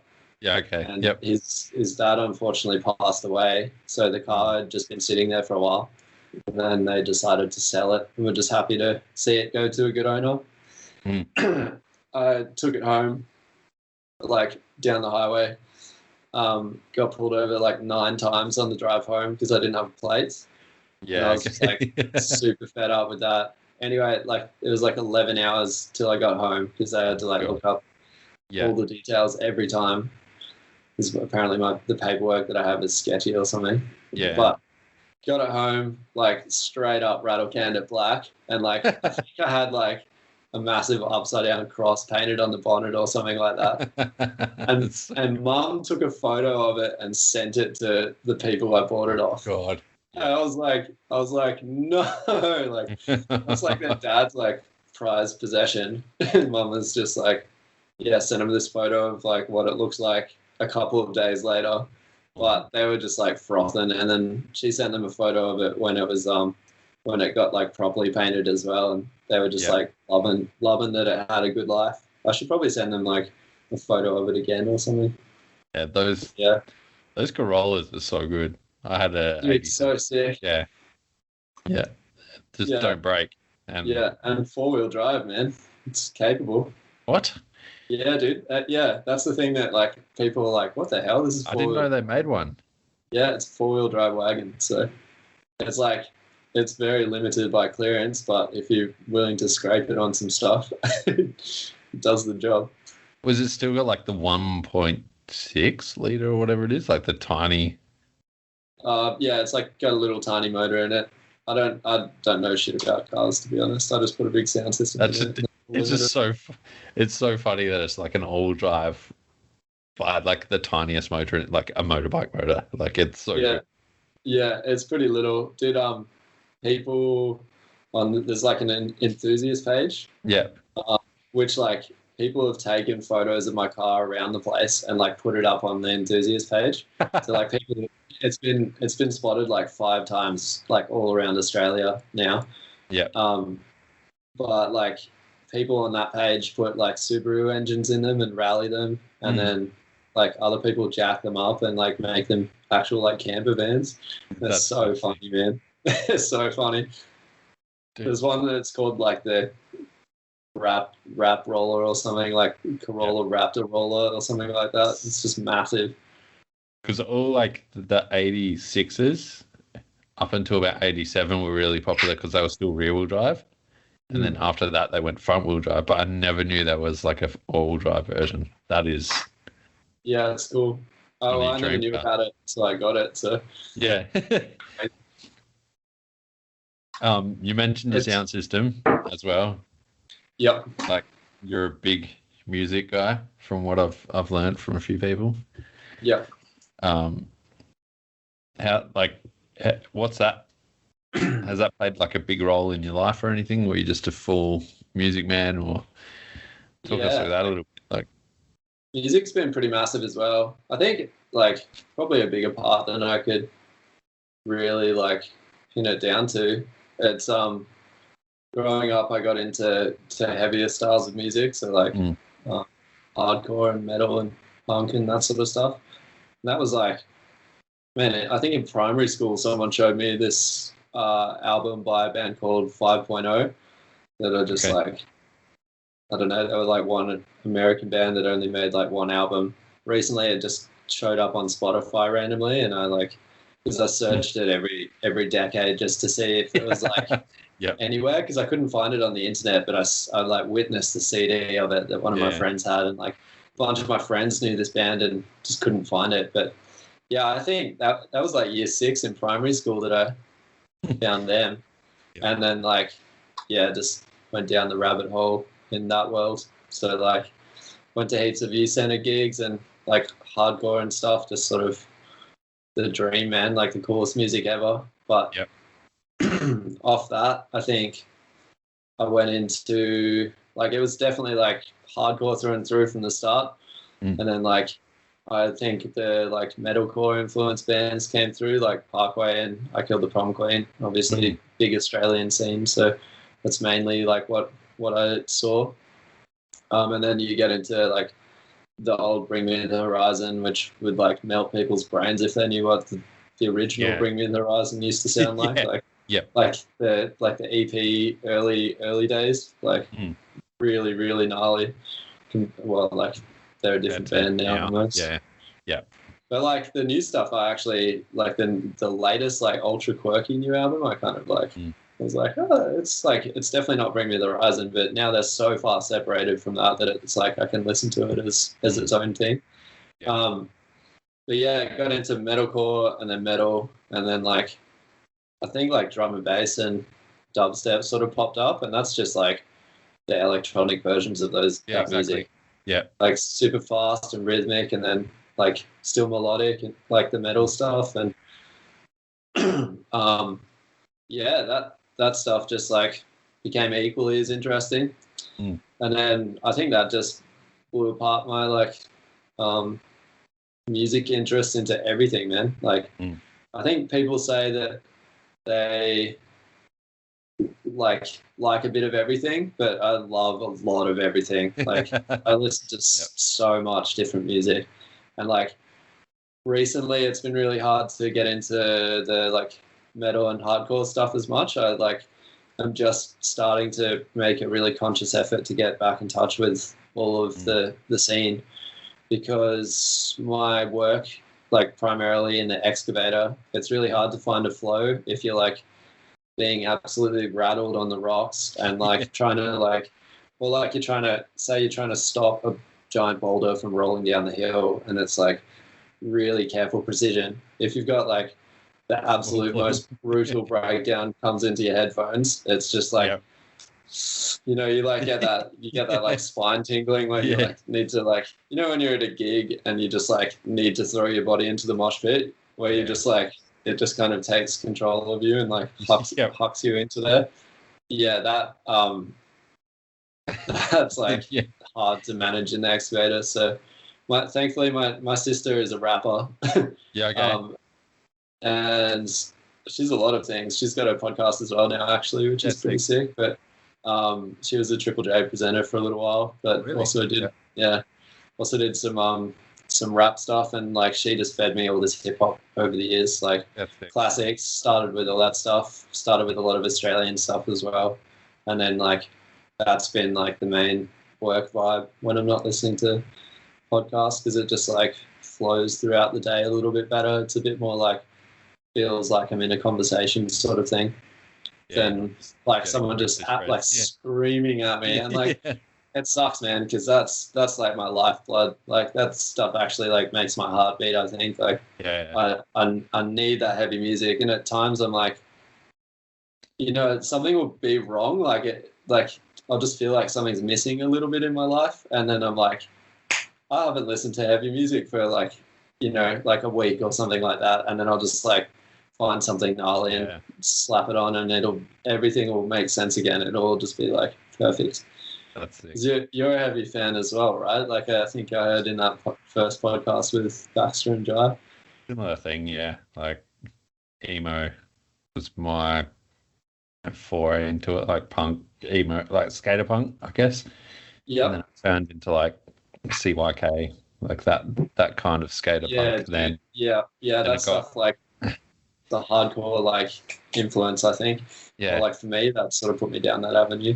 And then I end up in hardcore metal, then more kind of classic metal as well. Like my dad had all like the Black Sabbath albums on vinyl, like, and all Led Zeppelin and stuff on vinyl, and that's what I kind of grew up with. Yeah, just got into real heavy stuff. But then I'm the same now. Like, you can't.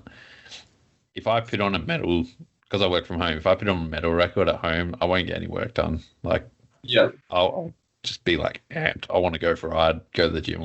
So yeah, dude, that chill hip hop vibe, or something a little bit more mellow, even like light trance or something like that. You just got to have something that just ticks through, and then it's much better.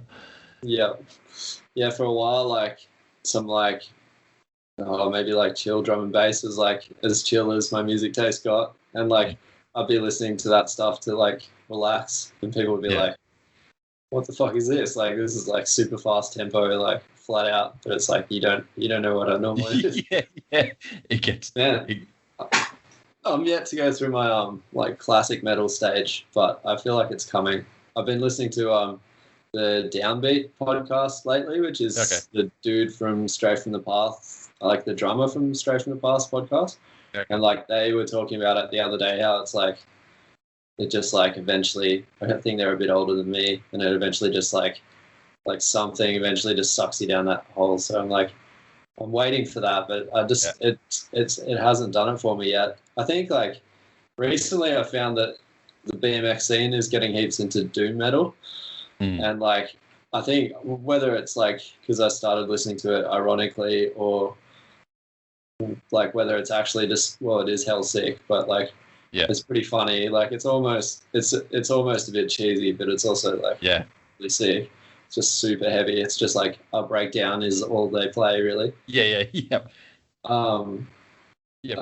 just have got bigger. Like it just start to finish now. Like isn't it interesting? Like music's still getting heavier, man. Like hardcore is still finding like bands like Knocked Loose come through and like just like what the hell? Like how did he get that heavy? It's crazy. And like, then you go into those breakdowns explode almost. And then you go into like full Euro metal, like Norwegian stuff. And it's just like I need to chill. Like this is heavy. It's an assault. Actually an assault. But I lost like not lost touch, but I lost my like up to dateness, like keeping track with the scene for a little while there, and I'm trying to get back into it now. Also, for a little while with the metalcore stuff, I got really sick of I went through a phase where I just like I needed to like Die Out Is Murder, like Cancer Bats, like husky yelling voice instead of a singing voice, and I like lost track of like the Architects, like more singing sort of auto-tuney almost. Like by no means do I want to take Architects down a peg by saying auto-tune, but I don't think they do auto-tune. But there's like metalcore kind of went in that realm that was a bit like overproduced almost. And I wanted to go back to like Gallows and like all the all the hardcore bands that were just like gritty as hell, and there wasn't that much of that. So it was like I lost my flow with the scene for a little while. It's when like Asking Alexandria and see, I froth those bands, but it took over, and there was so much of it. That was all it was for a little while. The Australian bands, like we came as Romans and House First Hurricane and all those bands. They were. House First Hurricane was like they were like almost in the leading front of that. I think that first like Forfeiture album or EP or whatever it was. Or maybe that was a song. I don't know what it was. No, I think you're right. But then there's that Australian band. It's on the tip of my tongue. They're like massive. Just full team. Hands Like Houses? Nah, they're good. I like them. Trent from that band is from Canberra, and like I've ridden with him a bunch of times, and like I talk to him about bikes every now and then. It'd be cool to catch up with a ride. I don't know if you'd ever listen to this, Trent, but one day if I ever make a cool edit, I'd love to use your music. Well, the original bassist from like Parkway's here, and he's like he is a full roadie now. Yeah, right. Yeah. Isn't it funny? There's like that side to the like roadie scene. There's like the ultra tattooed like Kiss Like- roadie side of things as well. Almost like the hipster metal bands from back in the day. This is destroying me now. I can't remember this band because they're like. What do they sound like? What have you seen? They're them like with? the Or biggest the biggest post-core hardcore. So it's not North Lane, but No. is it? No, it's in Hearts Lake. Like it's mainstream, like mainstream stuff. Oh, really? No, either of those bands? No. Starts Dude, with this is that thing where, like, when I'm listening to the podcast, I'm like yelling. Yeah, everyone's like, yelling at "It's us this." right now. Sorry, guys. Yeah. I'm gonna cut all this, but yeah. Dude, it'll pop up for sure. Yeah, so just cut to you saying the band straight away. Yeah. If I don't find it in the next 10 seconds, I'm giving it up. They're super auto-tuned though, and like almost every music video they do is raining. All their songs sound the same. Where would you put them on the? Oh, wait, Amity. Amity. Yeah. Yeah. No, So, yeah. like, I think Amity was a big part of losing interest in that scene. Yeah. I think Amity had a couple of albums, like, and this is just opinion based, obviously, but there was a couple of albums that, like, I think someone actually did just mix them into a song, like the whole album, cut up all the songs and just made one song. Yeah. Amity, I used to like rip into Amity on like, it's just like songs about please don't kill yourself, but by the ocean, like that was the theme, I think. Yeah. It's I like a lot, like I liked it, but just got tired of it. I think it's just overplaying. Overplaying is the worst thing. That's why it's good listening to everything. And it was very just repetitive, as you say. Like every song, you could almost guess what was going to happen next. Like what was going to happen. Well, I guess they found what was working and stuff with it. Also, the vocalists, they're like, I don't know what you call it. They're like screaming vocalists. He kind of sounded like he just got out of the dentist and he had like cotton wool buds in his Yeah. Like I always there was like something like a frog in his throat or something. It was just like this little I like it's funny, like I watch what I say in like in any context about people in bands and that sort of stuff now, because it's like that like if you for sure, like writing stuff online, like some people do just actually look through random forums and stuff, and like everyone's real people. Like even the people that are like superstars are real people. Like some people in the real public eye like have lots and lots of money, like they can deal with it. They'll be all right. But like, man, I just don't rip into like minor celebrities or people who try really hard to make nice music and bands and that sort of stuff these days. So like, although it's all just personal preference, but there's definitely things I like and don't like. Yeah, at the end of the day, I can say as much as I want, but they're the ones that are like playing out shows and selling. Yeah, exactly. Well, I feel like Amity's. Yeah.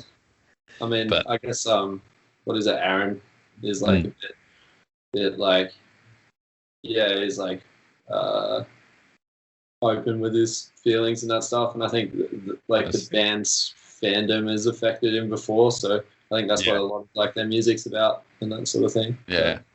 Like, I think I try to like keep my, like, I'll never say I hate a band or hate a particular person in a band anymore, or like never write anything down that like I would ever want anyone to see, because they're all still doing shit they love. Like, that's it. Yeah, they're fun.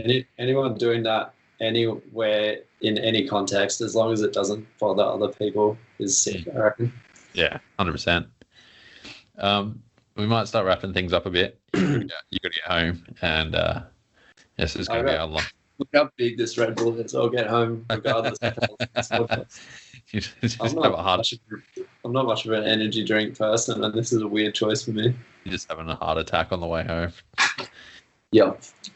You have to like slow down all of my speech from this podcast. Pinging. Probably been talking real fast. We'll start wrapping it up and getting things done. But always got 3 questions, as you know. Prepare. What advice would you give to someone that wants to become a trail builder or just kind of get into a job that they dream of? Like, what advice would you have? A job that you dream of is like, I think that goes back to almost high school days, when you're in high school and people told you that if you didn't work out what you wanted to do then and there, like you'd close all the doors for all other opportunities for the rest of your life. Like you had to make the decision basically out of high school or in college. I found that was like, that stressed me out so much and almost like pulled my focus away from actually being able to think about what I wanted to do in life. And all I can see from that in like looking back is that my underlying passions, like building trails and riding bikes, is where I inevitably ended up. So like staying true to those things, and like maybe I could have got into it a little bit earlier if I had like drawn the dots between the things and been a bit more career minded with it, which is kind of hard when it's something like trail building where 90% of people don't actually think it's a thing, and including myself at one point. But it's like pursuing a little cliche, but just pursuing the things that you're interested in and like just exploring all avenues within that. Like I think closed-mindedness, like, closing your mind, closing doors, like you just got to be, I think something that I'm trying to do at the moment is like not set my intentions. I think that's what all the gurus say, but it's like kind of like work out what my motivations are in life and then like try and pursue the things that take you down those avenues. So like if I want to build things and be creative and like also ride bikes and have fun, like I don't know, whatever else you want to just put those pursue the things that are relevant to those and like put your time and effort into that. And then whether you specialize or whether you do a million different things, like you're at least taking steps in a direction. Like as long as you're moving somewhere, like you're going to get to something. So if you've got, if the question is like, how do I pursue my dreams? Like if you've got a dream in mind, just keep working at it. Like that's the thing, like do everything relevant to pursuing that. Like, and don't be disheartened if you have to go around something else. Like you might have to go a different way, like work a different job for a bunch of years to save some money to then come back and do something else. Like time is like a lot longer than people think it is when they're young. So like there's heaps of time to do shit. Like I did like 7 years of work in the glass and glazing industry and like and now I'm a trail builder and like I don't know where those 7 years are. I have no idea where that time is, but like it happened, so it's crazy. But specifically trail building, I've like the project that I'm on at the moment, I've had to like hire and train, well not hire, but I've like helped with shortlisting and then like I've trained a lot of people, and quite common is the young person that starts and then doesn't realize that it's going to be hard work. Or the old person that doesn't. There's like age is irrelevant, but experience is very relevant, I think. So like if you worked a bunch of jobs, you know that people don't pay you to do something that's easy or like that they could do themselves. So you kind of make that connection and realize that you have to put some effort into to get the rewards. So I don't think it's like there's some people, there's a project up in Wollongong at the moment that Dirt Art's doing, and apparently there's like a 16-year-old there who's like smashing it, like going harder than anyone else out there. And like that's obviously not age-based, but like that dude's obviously just worked out what his priorities are and like what he wants to put his focus into. So he's going super hard. But yeah, so don't be afraid of hard work is one for trail building. Like it's the simultaneously the hardest and easiest job I've ever done. Like I'll flog myself at it because I love it and I want to do it as well as I can. So I go as hard as I can and just wreck myself. On but at the same time, it's easy in that it's really rewarding, and everything that I do goes in a direction that I want it to. Like everything that I'm building is something that benefits me personally and the community that I'm really like involved with, or like owe a lot to. Don't think that it's just jumps. It's not always jumps, and no, you can't build a jump on a green trail. Like, sorry to the people who want to come and like just try to rake up a jump really quick, even if the excavator's like left behind super flat grounds, but like not really.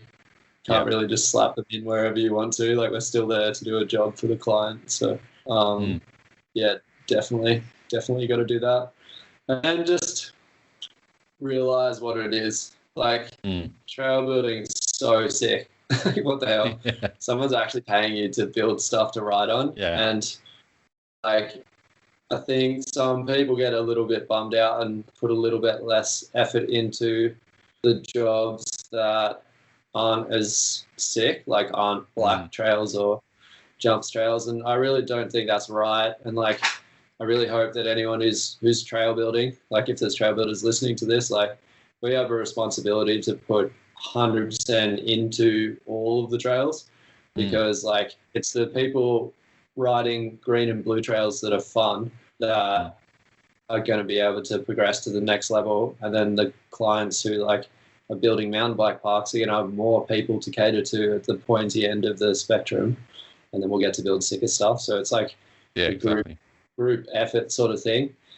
And then taking that back down to like the base level, if you're building a green trail, like you still can ride a bike on it. Like if you don't like riding your bike, like probably don't get into trail building.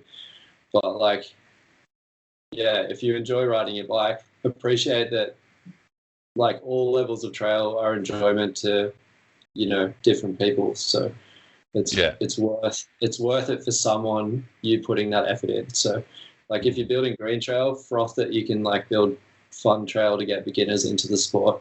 If you're building black trail, obviously that's just the sickest stuff ever. Like hand building like gnarly trail is really fun, and like excavating big jumps is actually, the build process is actually not that fun, but the shaping is really, really sick. Building really big jumps is actually just moving a lot of dirt. After Belrose, I was like, that's not like, the shaping is like the most finessing, best fun ever. Like it feels so good shaping lifts on excavators, but like all of the rest of like 90% of the build process is just building a pile of dirt. It's not that fun. It's quite repetitive and like feels like civil work. So I think just like don't be afraid of hard work. Appreciate what you're doing, which like sometimes comes from the older people who have worked shitter jobs and then come into this job and are like, holy crap, this is the sickest thing ever. Like someone's paying me to build trails, and like I can ride bikes on what I build after work. Like how many plumbers do you know, like building, like, they'll like plumb up a toilet or something and be like, I cannot wait to use that toilet. I cannot wait, like electricians being like, man, I can't wait to flip this light switch once we've put all this wiring into this house. Like, dude, we are like consumers of what we build. That's the dream, the sickest ever. So I think just froth it. Really, we just need a lot more froth. The trail industry is getting huge. So like anyone out there who's considering being a trail builder, like, dude, the time's now to get into it. Just like come in with a bit of good attitude and readiness to get into it. And like the career path is pretty sick at the moment. Like you'll get in if you've got the right attitude, and like there's a good career ahead of you if you're willing to put the work in. 100%. Probably a message worthwhile going out there to people finishing school and stuff. Like if you want to get into it, but don't show up thinking it's going to be easy. Well, it is and isn't.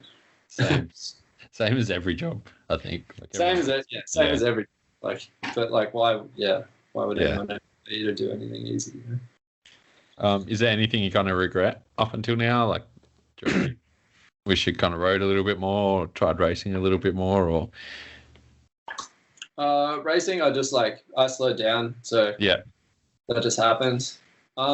Regrets, no. Like, I'm constantly challenged by fear, and that's like a lot of the time what decides how much of a good ride I'm having or how I can ride. So I'm definitely like trying to challenge that as much as I can in my riding, but there's like the injuries. I wouldn't say. I mean, you can't regret something that you didn't have any control over. Like, if I wanted to not get injured, I would have had to not ride. I broke my wrist really bad and my thumb at the same time on the Maydena pump track of all things. Like, dude, riding, like, you know, you go and hammer that hill, and then I just like looped out a little bit on a manual on Dan Booker's bike, and then like sat on my tire, and I was going so fast that I like cleared a roller and then like landed arms first into like the next roller. Just had like a lightning bolt wrist, and my thumb bone was like backwards. But I came out of that injury swinging, because I was like, I went through the mental stages while I was healing from that. That was like, did I hurt myself riding at my full ability? No. Like, could this happen just whenever? Like, yes. Like, you know, I hurt myself riding a pump track. I could hurt myself riding anywhere. And then it's like, if you're going to be able to hurt yourself riding like anything, anywhere, like I know people who've been sitting down on a cross-country bike who have like broken their back and stuff like that. Yeah. If you could hurt yourself anywhere, does that mean you're going to stop doing it? And I was like, no. So I just like came out of that like, I'm indestructible. And that lasted for a while. And I think that's responsible for a lot of the progression that like got me to where I am on the bike right now. I think I rode this like wave for a little bit that was just like ultra fast progression, because I feel like the skill has always been not there. I wouldn't say I'm naturally talented or anything, but my body's got reasonable ability. It's always just my brain holding me back. So if I can let that go, then that's sick. Yeah. So yeah, regrets, like I can't say I'd regret any of the injuries. I would have more stoked if I like got away with going faster for longer if the injuries came a bit later or something like that. But I witnessed one of my good friends go through, he wasn't injured for like all of his life, and then he had like 2 or 3 years of just back-to-back injuries for a while on the bike, and like it was pretty like crushing to watch him go through that, because I felt like I'd been through a bunch of similar stuff to that. And he is like he's a bit scared to like be riding at the moment, because he's in the same realm that I was, like not sure if it'll be fun. Definitely know that you can't ride to the ability that you were. So I've just been like sort of trying to tell him that it'll just take time and you'll get back into it, just because it'll pull you back into it eventually. But yeah, like seeing it all happen at once after not happening for ages, I'd rather it just be scattered throughout, to be honest. And now I get injured, and it just bums me out that it's time. Like I could break a bone and not be too worried about it, like pain wise, but for sure the time that it takes is just like, a bummer. But if you're making plans to get back on the bike that whole time, then it goes pretty quick, and then you're sweet. Just get better. And like I'm pretty good at rehabbing broken wrists now. I'm like straight back into it, and like pretty careful now. So not good.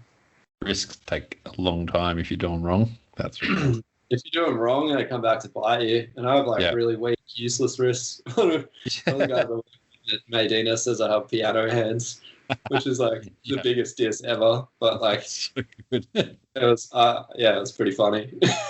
But for sure, like I've just got very vulnerable wrists. I can't do anything about it now. Just like let them go too much. Do some rock climbing or something, maybe. Get on the Keza program, see if he'll take me out for a climb. Don't get on that program, man. I don't know. At least he's doing something that he's like taking his time out. The mountain bike world misses him. He comes shredded, back. Hey. Oh, dude. Yeah, well, he hit mountain biking like 110%. So I know everything. And then he comes back to like that Possums Jam and still throws Yeah, I the saw that. dirtiest Euros ever. Yeah, they're sick, eh? He's got some of the best Euros on a mountain bike, I reckon. Off a straight jump too, like you can just do them on a. Oh, he does them. Usually, I need a hip or something. Yeah, it's a straight jump. Does them off of roots and stuff. Yeah, insane. He's just like, oh, you just scoop up your feet. And I'm like, yeah, sure, yep. Yeah, no, you just scoop up your feet. Yeah, I crash. I'd die. Last question. I feel like we've already kind of gone through this, but what music do you listen to get motivated and get amped up and ready for a ride or get you through the workday? This is pretty easy because I can just break it down into categories. Like, on the hand tools, it's like heavy music. Like, either I'll separate all the genres for categories, but let's say like metal and hardcore on the hand tools because like I want to be like have a tempo to my like slapping a lip or something like that, you know? Yep. Yeah, and like raking is something that you can do pretty aggressively when you're raking trail and that sort of stuff. So when I used to be on the hand tools, it was just like, just send it, you know? Like, and that's probably responsible for a lot of like me being able to get stuff done, I think, just putting heavy music on. Excavate is a lot more like flow, electronic, like housey sort of stuff, which is kind of the genre that took me the longest to get into house music. I used to hate it. And then like hip hop and that sort of stuff keeps me going. Nowadays I listen to stacks of podcasts. Like there's not enough podcasts. Like I need more. I need more. Like, dude, I've got like 8 hours a day that I can listen to podcasts in. I should probably listen to audiobooks, but I feel like it's way easier listening to something that's relevant to my interests. Like, and like turning you and Jai and Baxter on feels like feels like I'm like hanging out with my friends at work again. Yeah, cool. Like, that like one of those podcasts, I was just like almost felt like responding every now and then to like, I felt like I was in there, except for when Baxter took us to the bathroom. That was a cool ASMR experience. Thanks, Baxter. So I leave that in, like the whole thing? Yeah. I thought I cut that out. Oh, shit. No, it's so funny, man. But yeah. I must have uploaded the wrong file, but we'll just leave it. Yeah. No, Baxter's got a healthy bladder. Yeah. You did beep out Jai's bike sponsor, though, which Jai let me know who that is. I don't know who it is yet. I'm curious. Yeah. We had to do that. I thought I took out the ASMR experience, but clearly didn't.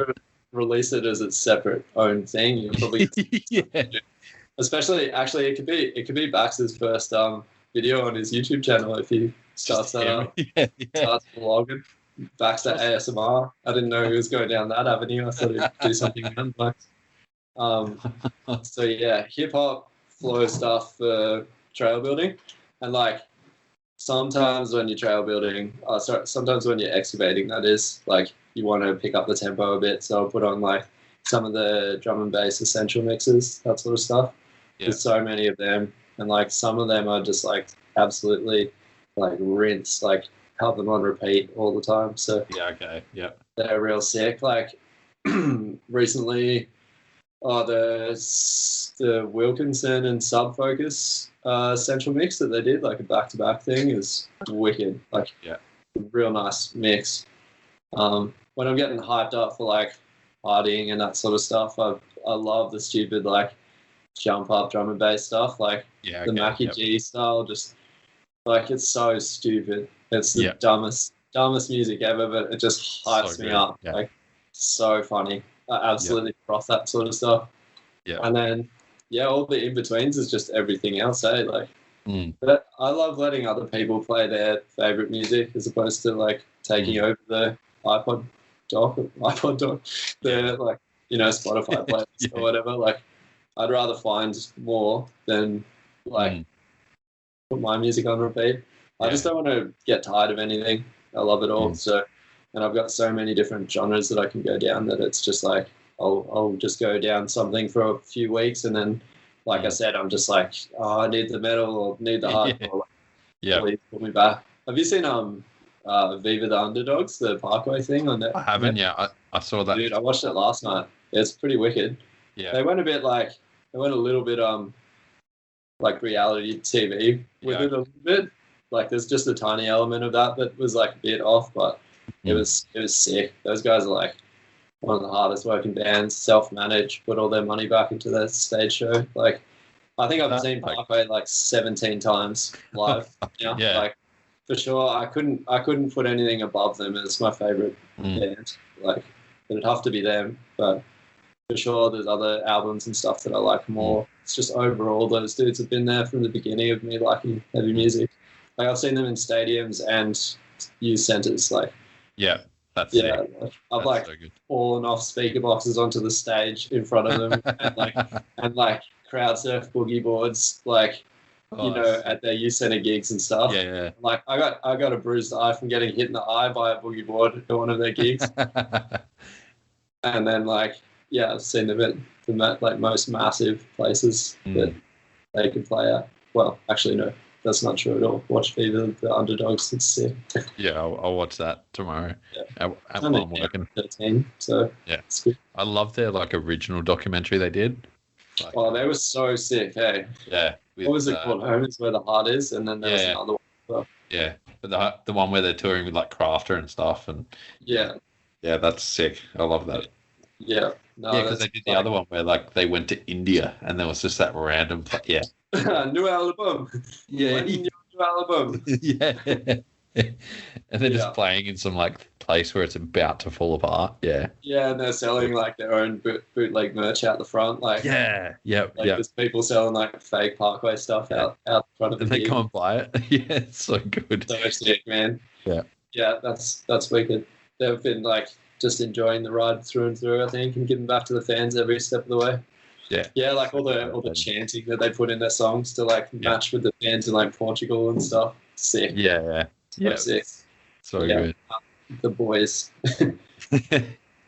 Easy, man. I think it's time to wrap it up. So yeah, thanks so much for coming on, man. It's been sick to chat. Sick talking to you. Yeah, dude. I like listened to this thing for a while now. Like listened to the whole shebang. Like I've listened to every episode, but didn't ever think I'd be on one. But then like you set the bar pretty low with Jai and Baxter, so I was like, yeah, definitely. Nah, they're superstars. From there. Never hope to be in the same ring as those boys, but I just love when I get to see them.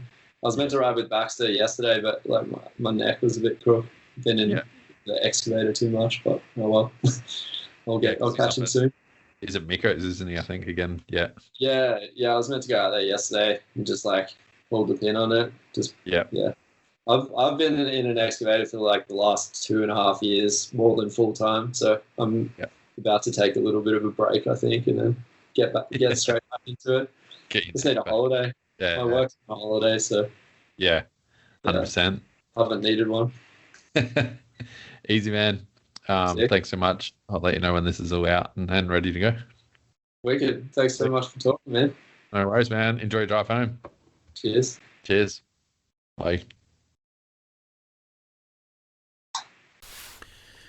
Thanks for listening to that one, guys. I hope it was a great episode for you. Tom is an amazingly interesting person. Can't wait to catch up with him and have a few beers.